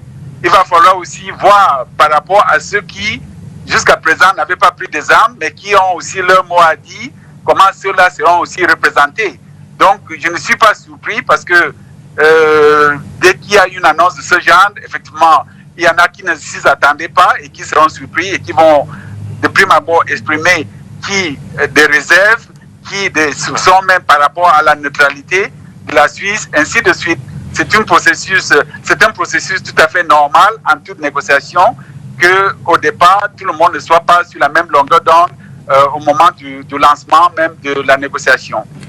Mais effectivement, comme vous avez très bien souligné, si je peux ajouter, comme vous avez très bien souligné, il est important, une fois que les négociations seront formalisées, que tout le monde se retrouve autour de la table pour qu'une fois une position prise, négociée, acceptée par tout le monde, qu'il n'y ait pas de dissonance ou de dissension dans la mise en œuvre.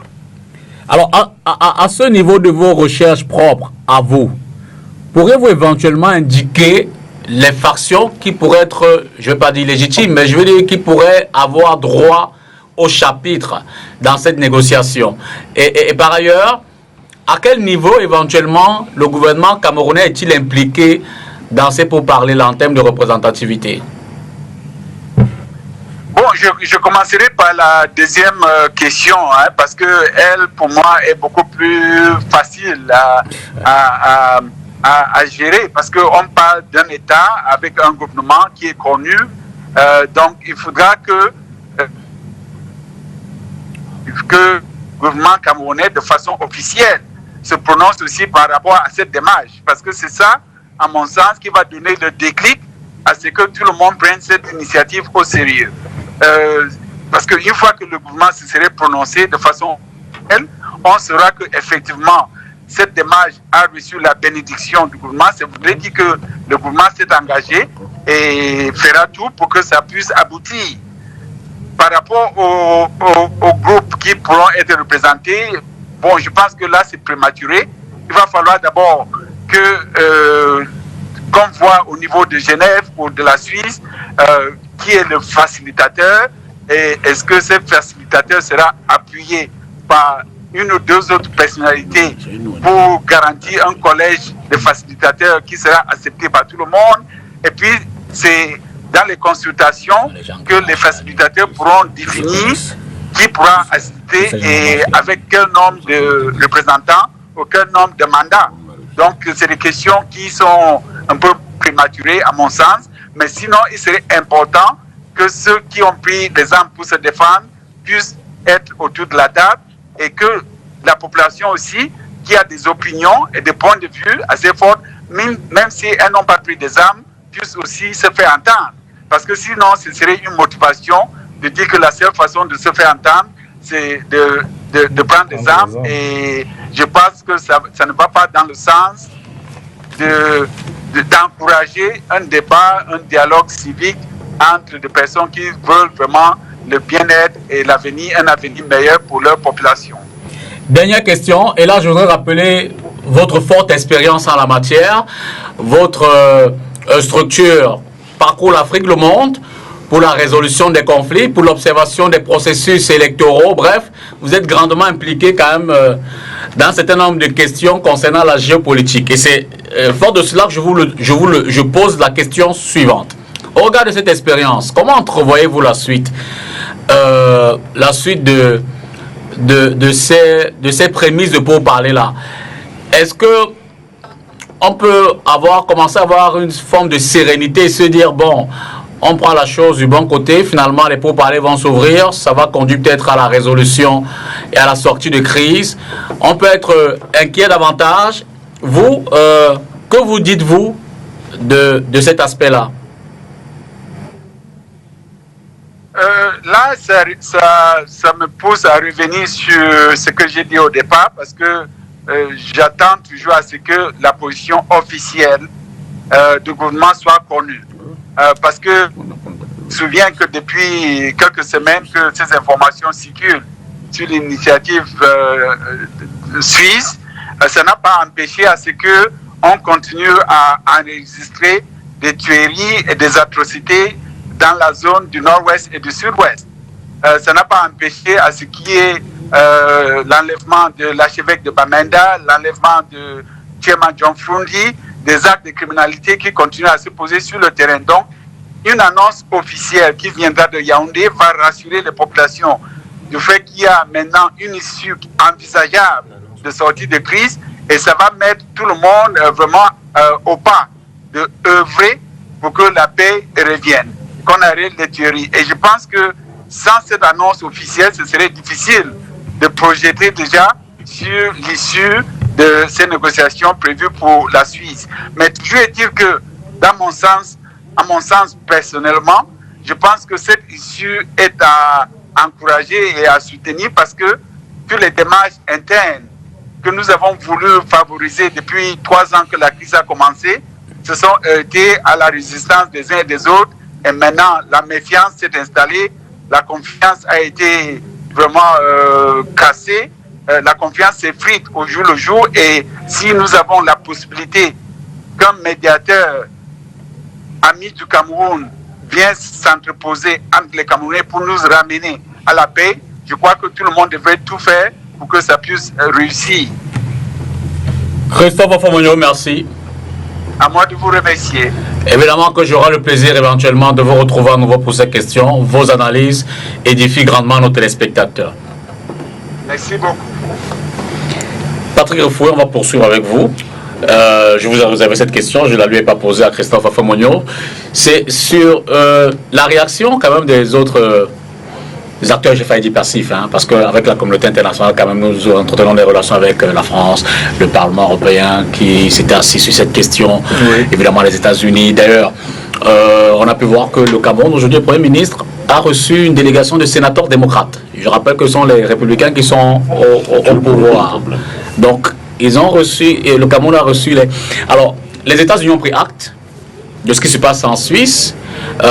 L'Union européenne également, évidemment, qui dit l'Union européenne dit la France, a pris acte. L'Union africaine ne s'est pas encore, prononcée là-dessus. Je veux dire, quand vous regardez le jeu de ces acteurs-là, vous êtes optimiste, vous êtes pessimiste, vous dites finalement, même ceux qui ont intérêt à ce que soit ça s'embrase, soit ça se calme, accompagnent le processus. Je pense que l'ensemble des acteurs internationaux appelaient de leur vœu l'ouverture de négociations. Donc il est à peu près normal que tous saluent ce rang de pré-négociation, parce qu'il s'agit bien de pré-négociations. Ce ne sont pas des négociations, ce sont les négociations sur les négociations, c'est-à-dire qu'on discute des conditions dans lesquelles les négociations peuvent avoir lieu. Ce qui permettrait, comme le signalait Christophe tout à l'heure, d'identifier l'ensemble des acteurs. Je rappelle que dans un travail qui a été fait il y a quelque temps déjà, on identifie à peu près 24 factions dans l'Ambazonie. Là, de ce que j'ai cru voir pour le communiqué qui acceptait la médiation suisse, il y a 11 groupes qui souscrivaient à cette initiative-là. Donc, déjà pour les factions armées, on en a encore 13 qui traînent des pas ou qui ont des réticences vis-à-vis de cette initiative. Mais je pense qu'il fallait commencer quelque part et on espère que les autres factions se joindront en marche. L'un des éléments quand même, je ne vais pas dire important, mais je vais dire marquant pour ceux qui le connaissent, c'est bien le gouvernement autoproclamé de l'État fantoche de l'Ambazonie, qui est à Yaoundé, avec à la tête Ayuk Tabé, et dont on a pu voir quand même qu'une fraction de séparatistes a déclaré il y a quelque temps avant qu'il était démis de ses fonctions, ou alors qu'il ne reconnaissait plus comme autorité de cet État. Vous y voyez un élément de pression, Jean-Baptiste, ou alors un élément qui pourrait contribuer à... Parce que je veux dire, il est quand même en prison au Cameroun. Est-ce que le démettre, le défaire, l'éloigner de ces négociations, pour vous, quel pourrait être l'impact éventuel? C'est difficile à dire parce que la situation est assez confuse dans le camp dit ambazonien. Et la décision de mettre M. Ayub Tabi et lui-même, les communications qu'il fait, ne contribuent pas à clarifier le jeu. Parce que si on a autant de voix dissonantes pour une prétendue lutte pour l'indépendance, ça ne s'est jamais vu. Il y a eu des pays en Afrique où il y a eu des combats pour l'indépendance, il y avait 2, maximum 3 groupes armés se battant pour l'indépendance d'un territoire. Ici, monsieur parle d'une dizaine qui serait d'accord et d'une quinzaine qui ne serait pas d'accord. Ça donne la mesure de la confusion que la situation du nord-ouest et du sud-ouest crée dans l'opinion. Parce que voulez-vous que les populations du nord-ouest et du sud-ouest comprennent que l'objectif d'indépendance a 25 possibilités il y a 25 possibilités d'indépendance. C'est ça. Et quand M. Fomounio, parce que je prenais des notes et j'espérais pouvoir relancer. Malheureusement il est reparti. Non, vous aurez pu me le dire. Bon, non, mais il est un personnage public et ce que je dis est en public pour le compte de mon parti. C'est totalement inadmissible d'avoir des gens comme ça dans le débat. Il dit, il représente, je ne sais pas moi, quelle communauté internationale, il dit ceux qui ont pris les armes pour se défendre. Ce n'est pas vrai. Si c'est ça la base du raisonnement et de la démarche qu'ils sont en train de soutenir, c'est une manière d'encourager le mensonge et le désordre. Il dit un médiateur ami du Cameroun. La Suisse est un pays ami du Cameroun. Sérieusement. Et ça, on ne peut pas le contester, la Suisse. Pour lui, peut-être ce sont ses amis, mais les Suisses, ce n'est pas des amis des Camerounais. C'est en Suisse que M. Moumi a été assassiné avec la complicité des services. La Suisse est un État ami à l'État du Cameroun. Je pense que l'État du Cameroun, ce n'est pas le Cameroun. C'est quoi la différence que vous faites? L'État du Cameroun, c'est une organisation qui gère, qui exploite le Cameroun tel qu'il est actuellement. C'est un État néocolonial. L'État du Cameroun, ce n'est pas... Non, c'est une question très importante sur laquelle il ne faut pas tromper les gens. L'État du Cameroun est gouvernement en place. Ni Cameroun. Le Cameroun, c'est les Camerounais, c'est les gens qui vivent là. C'est-à-dire la majorité des gens qui vivent là. Vous ne pouvez pas nous dire que le gouvernement de Berne, c'est un gouvernement qui se préoccupe du sort des Camerounais. C'est faux. Non, M. Fomounio, il dit qu'ils ont pris des armes pour se défendre. Mais le gouvernement de Berne a des relations avec le gouvernement. Oui, s'il dit avec le gouvernement du Cameroun. Quel gouvernement représente les Camerounais? En tout cas, nous ne considérons pas que ce que le gouvernement fait là, c'est l'aspiration des Camerounais. Non. On se serait attendu à ce qu'il fasse totalement différemment parce que les Camerounais attendent autre chose. Ce gouvernement-là revient quand même le 71%. Ça, les gens du MRC... Sur le fond, il ne faut pas que M. Fomounio trompe les Camerounais avec de tels arguments. Un ami qui viendrait s'interposer. Il a dit un ami qui facilite. Non, j'ai noté, monsieur. Il a parlé d'un médiateur ami du Cameroun qui viendrait s'interposer parce qu'on a parlé aux gens, ils n'ont pas écouté. Voilà des voix qui, normalement, puisque c'est des notables dans la région, c'est des gens qui ont de l'influence sur l'opinion, sur les jeunes, qui devraient clairement dire aux gens qui ont pris les armes, vous avez tort.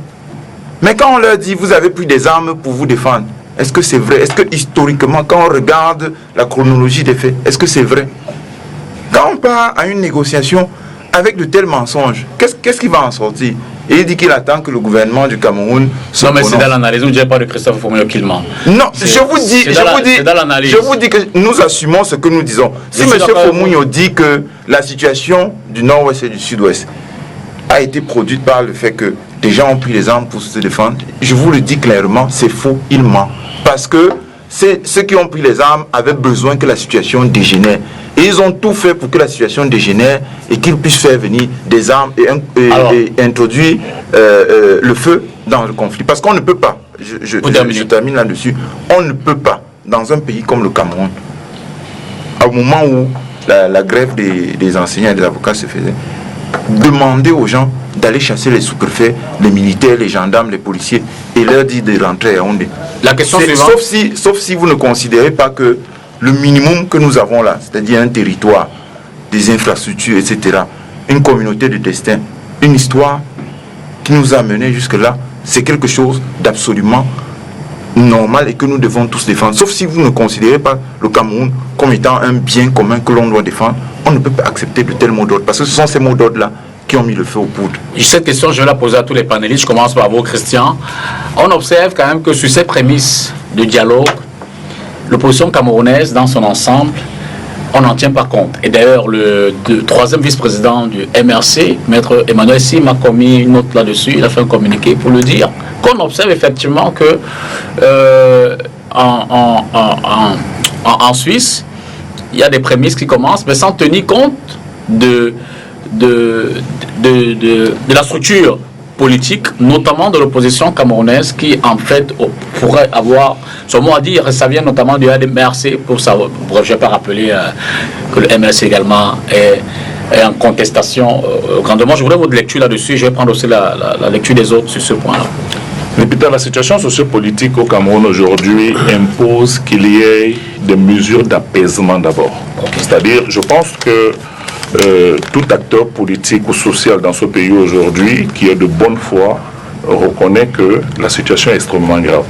Et à partir de cette gravité, entreprendre ou prendre des mesurettes tendant à distraire ou alors à instrumentaliser les populations par rapport aux objectifs qui sont des objectifs finaux de paix et de stabilité, pour moi, c'est mépriser le peuple camerounais. Donc, ce qui se passe aujourd'hui ne pourra pas se faire à marge du MRC, à marge du SDF et à marge de tous les autres acteurs sociopolitiques que compte notre pays. Et je pense que le gouvernement de la République doit prendre des mesures incitatives à la construction d'une véritable logique de négociation. Mais pour parler de Genève, comme on a dit, pour le moment, on a parlé de réunions préparatoires. C'est pour ça même que moi, je suis très mal à l'aise avec l'expression négociation, parce qu'il ne s'agit pas de négociation. Il s'agit des réunions préparatoires. Une ONG HD suisse, appuyée certainement par le gouvernement helvétique, a entrepris de convoquer un certain nombre de dirigeants séparatistes pour pouvoir faire un certain nombre de réunions préparatoires à une éventuelle négociation qui aurait lieu entre, certainement, si l'État valide ce principe, comme l'a dit Christophe Oumignon tout à l'heure, entre l'État et les acteurs anglophones.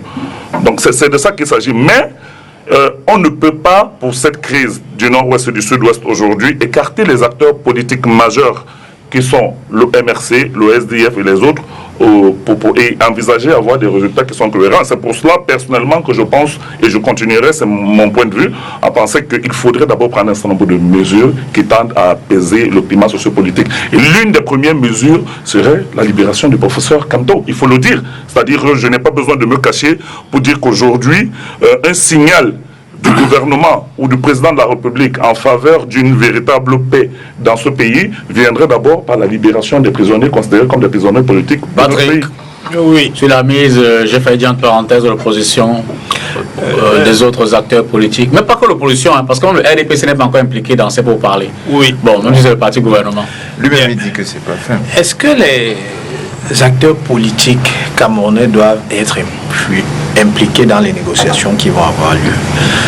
Je pense qu'il y a un gouvernement qui est en place, qui a un mandat et qui, sur la base de ce mandat, est légitime à négocier. Il ne s'agit pas d'un dialogue national inclusif, ce que certains appellent de leur vœu.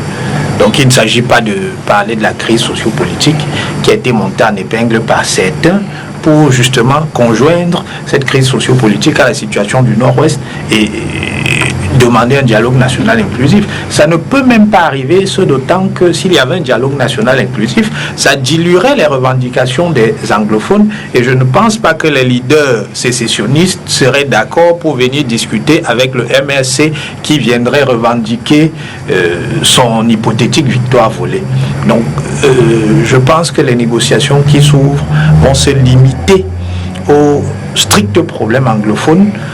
Le gouvernement pourrait éventuellement écouter les partis politiques que ce soit le RDPC ou les partis d'opposition, mais ces partis-là n'ont pas vocation à s'asseoir à la table des négociations. Il y a un gouvernement qui a un mandat et c'est à lui de se retrouver en face des sécessionnistes ambazoniens.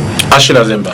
Non, moi je pense que la situation est suffisamment grave. Et j'ai écouté les prédécesseurs par rapport à cette question, mais c'est sans compter avec l'arrogance de ceux qui nous gouvernent. Vous n'avez qu'à voir même autour de cette table. Voyez-vous, ça fait 3 ans que cette crise dure. 3 ans. Les gens prétendent tout savoir, alors qu'en fait, ils ne savent rien. Et ils ne sont pas humbles de pouvoir reconnaître qu'à un moment donné, ils ont failli. Et la réalité, c'est que on doit pouvoir associer tout le monde, discuter. Non, il a parlé tout à l'heure de libérer les prisonniers politiques. Il y a même des gens qui ont été arrêtés dans la zone du nord-ouest et sud-ouest, qui sont encore en détention aujourd'hui. Comment voulez-vous que la situation s'apaise? Vous demandez à quelqu'un de venir s'asseoir autour d'une table. Son frère est en prison, son épouse est décédée, sa maison a été brûlée, son village est rasé. Non, il y a un minimum d'action à mener pour aller vers l'apaisement, pour qu'on aboutisse à une discussion franche et sincère. Vous dites, ce n'est pas un débat national. Mais si le débat national peut nous permettre de déboucher sur une solution qui nous mène vers la paix, où est le problème? Pourquoi est-ce qu'on a peur d'affronter une situation qui est devant nous? Je vous rappelle que ça fait 3 ans que cette crise dure. Le gouvernement RDPC a commencé par nier qu'il n'y avait pas de problème. On a perdu 2 ans et demi. Aujourd'hui, ils reconnaissent quand même qu'il y a des difficultés. Je ne sais pas si on a amorcé le dialogue. Quelqu'un nous parlait des contacts. Finalement, on ne sait pas ce qu'on est en train de faire. Et c'est suffisamment grave. De grâce, nous pensons que plus que jamais, on doit associer tout le monde. Commencer par tout recevoir. Maintenant, au fur et à mesure, on peut effectuer un tri, trouver ce qu'il y a de bon, un minimum consensuel et aller vers la solution. Mais entre-temps, des Camerounais meurent et nous devons arrêter cette forfaiture. Jean-Baptiste Kechaten. Non, nous l'avons dit depuis les premiers jours de violence dans le nord-ouest et le sud-ouest. Quand les sécessionnistes sont entrés en action, nous avons dit il faut faire sortir ces gens de la scène. Parce que ce qu'ils vont faire va aggraver la situation. Et nous y voilà. Je ne suis pas d'accord avec M. Azemba du SDF. Je ne suis pas d'accord avec M. Rifou. Qu'ils disent qu'on met tout le monde. Non. Si quelqu'un dit qu'il veut couper le Cameroun en 2, on ne doit pas discuter avec cette personne. Si cette personne porte des armes, on a l'armée camerounaise qui est capable de résoudre son problème. C'est le minimum sur lequel on doit être d'accord. C'est ce minimum-là qui nous sépare depuis 3 ans. Ce n'est pas le fait que le gouvernement... Qu'est-ce que vous voulez nous faire comprendre à la fin? Que si M. Biya fait un discours demain soir, il dit, bon écoutez, cette affaire-là a déjà assez duré, le cinéma doit s'arrêter, je vais multiplier les moyens des forces de l'ordre pour éradiquer la... Il serait en tort de le dire. Même si M. Biya et son gouvernement n'organisent pas le dialogue sur la situation du nord-ouest et du sud-ouest, il faut que les sécessionnistes arrêtent. C'est eux qui posent problème. Et tous ceux qui font semblant comme vous de ne pas voir, ou comme M. Fomouniou, de ne pas voir que c'est eux qui posent problème. Parce que s'ils sortent du jeu, tout débat peut se faire. Mais on ne peut pas faire des débats avec des fusils sur quelqu'un qui dit je vais brûler la maison. On ne peut pas discuter de comment on organise une maison pendant que des gens sont dans le salon en train de tirer sur ceux qui prétendent vouloir discuter. Mais je n'arrive pas à comprendre comment on tourne autour du pot. La question n'est pas, contrairement à ce qu'il dit, ce n'est pas une question qui concerne les organisations politiques. Ce n'est pas une question qui concerne le MRC, le SDF, etc. Non, c'est une question qui concerne le devenir du pays. Ça concerne les Camerounais tels qu'ils sont. Est-ce que ce triangle-là que nous avons réussi à amener jusqu'à ce niveau, est-ce qu'il faut le découper en morceaux? C'est ça la première question. Si cette question est évacuée, tout le reste peut se résoudre. Mais vous ne pouvez pas nous dire en même temps qu'il faut rassembler tout le monde, il faut le dialogue inclusif et ne pas dire clairement sur quoi on va discuter parce que tout le monde dit dialogue, mais ne dit pas sur quoi on va discuter. De ce point de vue, le gouvernement est assez clair. Sur la forme de l'État, par exemple. Mais la forme de l'État, c'est rien du tout, monsieur. Mais on peut en discuter. On peut discuter de ça. Mais ne dites pas que vous ne savez pas sur quel point éventuellement nous pouvons discuter. Non. Il y a des questions qui posent problème aujourd'hui. Nous disons que... Écoutez très bien. Nous disons que les organisations politiques principales qui sont sur la scène embrouillent le jeu. Elles disent il faut discuter de tout avec tout le monde. Or, ce n'est pas possible. On ne peut pas discuter de sécession. On ne peut pas discuter de sécession. Or, tous ces gens qui prétendent être des partis politiques disent qu'il faut faire venir les sécessionnistes pour discuter. C'est là où se pose le problème. Les gens qui prennent les gens en otage, qui tuent, qui interviennent dans les marchés, interdisent les marchés, coupent les mains des gens, empêchent les ouvriers agricoles d'aller dans leurs plantations, c'est eux qui posent problème. Sur la mise en parenthèse à ce niveau du débat de la classe politique, je l'ai dit dans son ensemble, je me suis d'ailleurs corrigé, aussi bien d'opposition que de pouvoir, parce que le RDPC même n'est pas encore impliqué là-dedans. Mais les choses sont très simples, comme l'a dit Jean-Baptiste, hein, on ne peut pas tout mélanger. Même la communauté internationale qui vient en appui, qui se propose d'être facile, comme la Suisse, on ne peut pas être divergent. Vous vous êtes réconcilié. Le dialogue est une bonne chose. C'est vous qui croyez que nous sommes réconciliés. Je voudrais dire que quoi. Vous savez que ce soit l'ONU, l'Union africaine, les États-Unis, la France, la Suisse, les autres pays, le problème de fond, c'est la crise nord-ouest-sud-ouest, et pas une autre. Et les contacts qui sont en cours, et je vous ai dit, les contacts ont commencé depuis plusieurs mois avant. Il y a eu des missions, des gens qui sont allés aux États-Unis, prendre contact avec tout ce qu'on connaît, qui étaient ceux qui tiraient un peu les ficelles à distance. Et il y a eu des contacts en interne. Auprès de ça, je peux les appeler, si vous voulez, même des chefs de guerre, tout ce que vous voulez. Mais le Premier ministre est descendu, il a fixé le cap.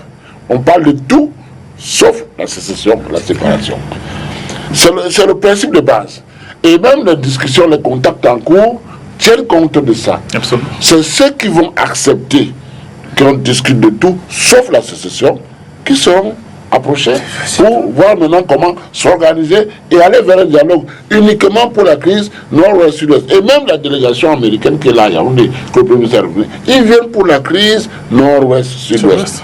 Bon, évidemment, les autres partis qui ont d'autres problèmes différents de ceux du nord-ouest sud-ouest veulent vraiment qu'on mélange tout ça.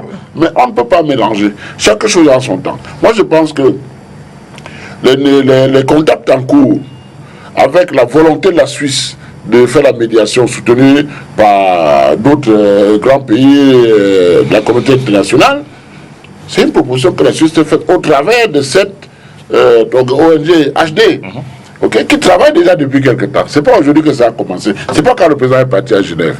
Donc, maintenant, il y a peut-être une coïncidence avec l'arrivée du président à Genève, mais c'était pas synchronisé parce que le président n'est pas encore entré dans cette histoire.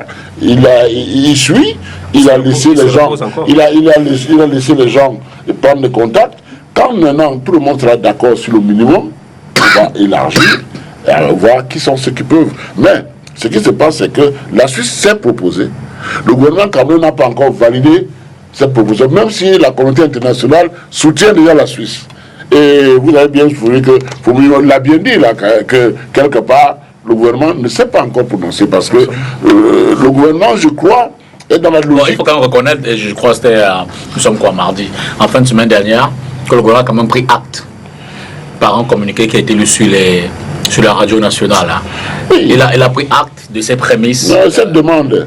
Ben, maintenant, le gouvernement, je pense, l'État du Cameroun, pense que la communauté peut nous assister, mais à un moment donné, la communauté ne peut pas venir s'interposer. Les Camerounais doivent se parler entre eux. Maintenant, la communauté peut aider, une fois que les gens se sont mis d'accord sur certaines résolutions, la communauté peut aider à suivre l'implémentation de cette main. La communauté n'a pas à venir gérer à la place des Camerounais, parce qu'il y a un gros risque. Alors chacun pourra remettre un mot sur ce débat, on va évoluer quand même au cours des échanges. On reste à Genève, il faut constater qu'il y a quand même eu des manifestations. 250 personnes selon la police genevoise, c'est ce qui se dit. Hein? Genevoise, voilà, merci. Selon la police locale, 250 personnes ont grandement perturbé les rues là-bas le week-end dernier, notamment samedi, en vue de déloger le président de la République qui serait à l'hôtel intercontinental. Alors, Patrick Fouet, je vous ai grandement suivi, ou alors un peu suivi chez nos confrères de ABK, Radio, hier, et vous parliez, je vais un peu vous citer, des concepts d'utilité et de futilité que vous avez énoncés parlant de ces manifestations. Oui, bon, l'utilité faisait référence aux prénégociations et la futilité à l'action qui a été menée par les gens de la basse, que j'appelle affectueusement la brigade des amis de la sottise. Et c'est une manifestation. En basket, on dit accorder avec faute. Et je suis un ancien arbitre de basket, mais ce point, je ne vais pas l'accorder. C'est une manifestation où ils avaient annoncé attendre entre 5 000 et 20 000 personnes. Au final, on en a eu 250. Et je pense que c'est une organisation qui est assez dangereuse et qui menace même le vivre ensemble à cause de ces actions. Donc vous dites que, en réalité, c'est un épiphénomène. Ce n'est pas un épiphénomène. Je pense que nous devons tous nous positionner par rapport à l'action de ces activistes qui, comme je le dis, menacent grandement le vivre ensemble, c'est-à-dire la cordialité et la paix entre les communautés qui constituent le Cameroun. On ne peut pas continuer à cautionner ces actions parce qu'il ne s'agissait pas d'aller perturber le séjour du chef de l'État, il s'agissait de parasiter un peu les prénégociations qui sont en cours. Il s'agissait de remettre au goût du jour l'agenda du MRC, parce que si vous avez lu le dernier communiqué qui a été publié par celui qui se fait appeler le président de la base, le communiqué reprend pratiquement l'ensemble des revendications du MRC, départ du président de la République, retrait de l'armée du Nord-Ouest, libération de Maurice Kamto et de tous ses compagnons. Donc c'est une organisation qui est une organisation dangereuse, et je pense que d'ailleurs à la suite de cette manifestation, vous avez vu que ici au Cameroun, des élites de l'Ouest ont dû se fendre d'un communiqué pour se désolidariser de cette action. Mais pourquoi est-ce qu'on se désolidarise d'une action comme celle-là? Parce qu'on a l'impression qu'il y a un arrière-fond tribal dans les actions qui sont menées. Il ne s'agit pas d'un mouvement révolutionnaire qui vise à renverser le pouvoir. Il s'agit manifestement d'un mouvement qui cherche à conquérir le pouvoir pour installer une certaine ethnie. Et je vais vous prendre un ou deux exemples pour illustrer ça. Dans une publication qui a été faite hier sur une des pages de ce groupe, il traite de Jean Kuete de Fingon. Si vous connaissez le parcours du monsieur, vous savez qu'il a toujours été proche du président de la République. Donc ce n'est pas quelqu'un qui a fait défection de l'opposition. Donc on ne peut pas dire que c'est un Fingon parce qu'il a trahi l'opposition.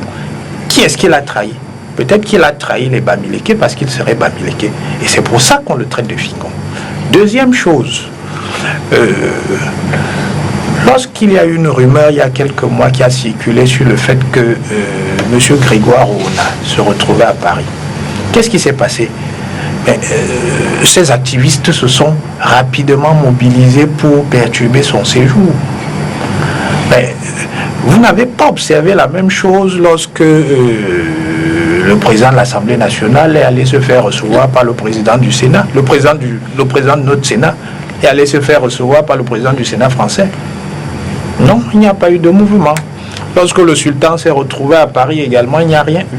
Donc manifestement, ce sont des actions... Le président du Sénat, il faut quand même noter que lors des élections, lorsqu'il a été voté en octobre dernier, il a plus ou moins été pris à partie par... Je veux bien, mais ça ne change rien au fond. Ça ne change rien au fond.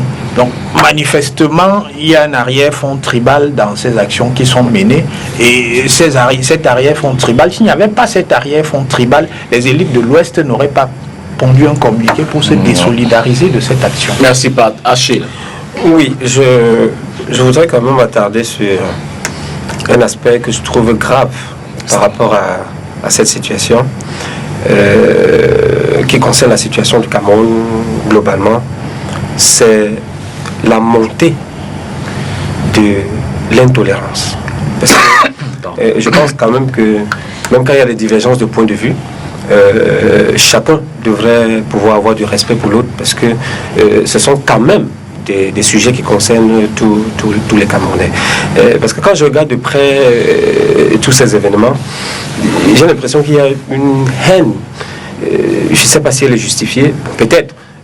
La situation sociopolitique du Cameroun, la gouvernance, le système de gouvernance que nous vivons au Cameroun peut avoir cultivé ça, mais c'est quand même extrêmement grave que des Camerounais en arrivent à se déchiqueter entre eux parce que toi, tu tiens entre les mains l'effigie d'un candidat de la dernière élection présidentielle que tu aurais souhaité le voir gagner les élections, et l'autre à bord la tenue du candidat qui était opposé au tien. Parce que j'ai quand même regardé les images et j'ai vu des compatriotes qui se faisaient déshabiller par d'autres sous prétexte que j'ai trouvé que c'est quand même extrêmement compliqué, et nous sommes allés très loin. Quelles que soient les divergences de point de vue, les appartenances politiques, on devrait quand même mettre en avant la dignité humaine, le respect, et nous dire que nous ne sommes pas sur un ring de boxe où on se distribue non pas des coups de poing, des coups de poignard, mais se dire que c'est un combat d'idées, et à la fin notre démocratie doit pouvoir gagner quelque chose. Jean-Baptiste. Bon, c'est très triste d'avoir commenté ce type d'action, parce que, comme on l'a déjà dit durant la semaine, c'est inopérant.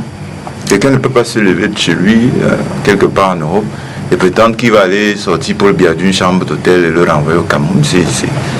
C'est presque insensé. Donc, avoir de tels projets, c'est pas bon. C'est inutile. Et surtout, c'est très inadapté.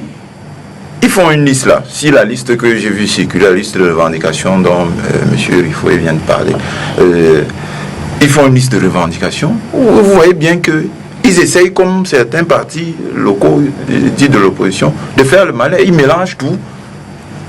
Et ils mettent là, il faut mettre fin à la guerre. Ils ne disent pas comment, pourquoi, ce qu'ils demandent précisément. Et puis ils se mettent à crier comme des dératés. Ce qui est dangereux avec ce type d'attitude, c'est que ça donne l'impression aux gens que la politique, c'est un jeu pour des fous, pour des gens agressifs, et ça nous éloigne des sujets importants. Si ces gens-là avaient consacré leur énergie à la question qui nous a préoccupés juste avant celle-ci, la question du nord-ouest et du sud-ouest, je les aurais pris au sérieux. S'ils allaient là-bas dire à Paul Biya, tu vas rentrer au pays résoudre cette crise-là. Je ne prends pas pour au sérieux le RDF qui... Non, on n'a plus beaucoup de temps. Il y a encore deux interventions. Pas plus au sérieux le RDF qui s'occupe de la question. Non, je dis qu'ils font comme vous. Ils mélangent tout. Et pour qu'à la fin, vous n'êtes pas dedans. Non, on n'est pas du tout d'accord. Parce que ce genre d'attitude, ça donne une mauvaise éducation politique aux gens. La politique, c'est quelque chose de sérieux et d'important. Merci. On ne peut pas aller manifester pour dire à Biya, rentre à la maison, vraiment. On peut manifester pour la question du nord-ouest et du sud-ouest. Là, c'est une chose claire qui peut rassembler tous les Camerounais. Mais pas pour dire, après, tu vas libérer ceci. C'est pas sérieux. Robert Moutéambassa. Oui, moi, je dirais une chose, que ce qui s'est passé la semaine dernière, depuis mardi jusqu'au samedi, c'est vraiment inadmissible. Bon, vous savez, chacun, avec son niveau de compréhension, de raisonnement, pose des actes, il pense qu'il est dans son droit. Et en face, il y a peut-être d'autres qui ont un autre niveau de compréhension. Et je pense que quelque part, le président Biya, c'est le président du Cameroun qui a été élu et qui a décidé d'aller à Genève. Il est à Genève. Il y en a qui ont pensé qu'il pouvait venir le déloger pour le ramener au Cameroun. Ils se sont confrontés soit à la sécurité, soit aux forces de maintien de l'ordre de la Suisse. Le président Biya est en Suisse. Il continue de travailler. Il va revenir quand il a prévu revenir. Ce n'est pas ces gens qui vont lui demander de venir. Il va revenir quand il voudra revenir, quand il aura terminé ce qu'il a à faire. Il faut que les gens le sachent. Parce que quelque part, les actes qui sont posés, vous avez parlé d'impact parfois ces actions. Je crois que l'impact, c'est tout le Camerounais qui sont un peu humiliés de ce comportement. On a besoin d'une diaspora responsable. Merci. Je n'ai pas fini, donne-moi 2 secondes. On a besoin d'une diaspora responsable, qui pose des actes responsables. S'ils ont des revendications, qu'ils les posent de façon responsable. Ceux-là qui partent en pensant qu'ils ont assez de muscles, ouais, c'est une minorité de 250 contre la grosse majorité des Camerounais silencieuses. Si la majorité silencieuse sont les muscles, je ne sais pas qu'est-ce qu'on va faire de cela. Moi, je pense que les actes qu'ils posent vont à l'encontre de ce qu'ils demandent. Parce que quand ils demandent la libération de Maurice Kamto et autres, en posant ces droits, vous savez, il faut connaître votre président. Il ne fonctionne pas sous la pression. Merci. Tant que vous allez mettre la pression, il ne va pas résister. Il va résister. Et je crois que si les gens ont besoin de donner une chance à Kamto et aux autres de sortir vite, qu'ils se calment et qu'ils posent leurs doléances de façon responsable. Christian Massoma, pour terminer l'émission. Oui, mais moi je ne suis pas d'accord qu'on aborde la question de la libération du professeur Kamto et des autres prisonniers comme étant une question de chance ou une question de providence qui viendrait du président de la République. Tu l'as entendu tout à l'heure. Je pense que la libération du professeur Kamto et de l'ensemble des détenus pour des questions d'opinion est quelque chose de bienvenu en ce moment pour l'apaisement du climat sociopolitique au Cameroun. Donc, il ne faudrait pas penser que quelque chose arrivera. Et vous avez dit tout à l'heure quelque chose qui m'a fait hérisser le poil. Vous avez dit que c'est même quelque chose de dangereux. C'est-à-dire libérer pour vous le professeur Kamto aujourd'hui dans ce contexte sociopolitique serait quelque chose de dangereux. Non, laissez-moi finir s'il vous plaît. Donc moi je vais dire une chose. Nous avons besoin d'une diaspora productive, comme l'a dit M. Moutembassa, et nous sommes d'accord avec ça. Mais maintenant, le président de la République, en tant que président de la nation, en tant que président de tous les citoyens camerounais, a aussi l'obligation et le devoir de prendre des mesures qui tendent à écouter et à apaiser la situation sociopolitique au Cameroun. C'est son devoir. Parce que je ne veux pas cautionner, moi je ne suis pas membre de la base. Je suis républicain convaincu, c'est-à-dire attaché aux valeurs de la République. Mais je voudrais aussi qu'on comprenne que lorsque ton enfant crie et il recrie, il ne faut pas simplement utiliser la chicotte, il faut avoir la capacité d'écouter. Non, laissez que je finisse. Il faut avoir la capacité d'écouter. Je vais conclure. Quand les Gilets jaunes ont déclenché le processus en France et que le processus a perduré, Macron est descendu pour écouter l'ensemble des Français et essayer de voir comment on peut désamorcer la crise. Je veux dire qu'on ne peut pas cautionner la violence. Je suis contre les extrémismes, quels qu'ils soient, mais il faut écouter aussi et ne pas gouverner toujours par l'absence et par l'arrogance. Vous dites un mot, Robert dit un mot et puis on termine. Ok, j'ai parlé de dangerosité, de la base. J'ajoute d'ailleurs un élément lors d'une des manifestations qui a été organisée, je pense le 22 juin à Washington, qui avait été baptisé le Game Over. Il y a d'ailleurs un des membres de la base qui a suggéré une insurrection armée, ce qui a obligé la présidente du MRC à faire une sortie pour se désolidariser de cette activité. Mais il y a beaucoup de gens qui... Moi, je vais vous dire une chose, c'est simple. La base n'est plus homogène comme on pense. Mais bien sûr. Vous savez, depuis cette histoire, beaucoup ont compris un certain nombre de choses. Le commissaire Zogo, par exemple, a quitté Basse. Merci. Vous êtes très informé sur la Basse. Moi, je ne connais pas ce mouvement. Ils ne sont plus d'accord avec les méthodes de travail. Je n'ai pas soutenu la Basse. Ne faisons pas d'amalgame. Je n'ai jamais apporté le moindre soutien ou la moindre option à la Basse. Écoutez un peu mon discours et essayez de le déchiffrer. N'en faites pas votre interprétation. Christian Massoma, pour cette première, merci. C'est que vous les soutenez. Non, à aucun moment. À aucun moment dans le cadre de ce débat, je n'ai soutenu la Basse. J'ai dit tout simplement qu'il faut avoir l'honnêteté intellectuelle de pouvoir écouter les concitoyens et de ne pas toujours les regarder. Mais je suis contre la violence et je ne peux pas accepter que la Basse aille déloger le président de la République. Merci Christian, merci Patrick, merci Jean-Baptiste. Non, mais il faut écouter les gens. Je vous en prie. L'émission est terminée. Jeudi, je reçois le professeur, le docteur Mongori et Dimo pour évidemment parler d'une question d'actualité. Cette devise qui semble disparaître de nos banques, le CFA, on va le remettre sur la table. Il est compétent pour des questions économiques et monétaires. Bonsoir, jeudi 21h pour entretien.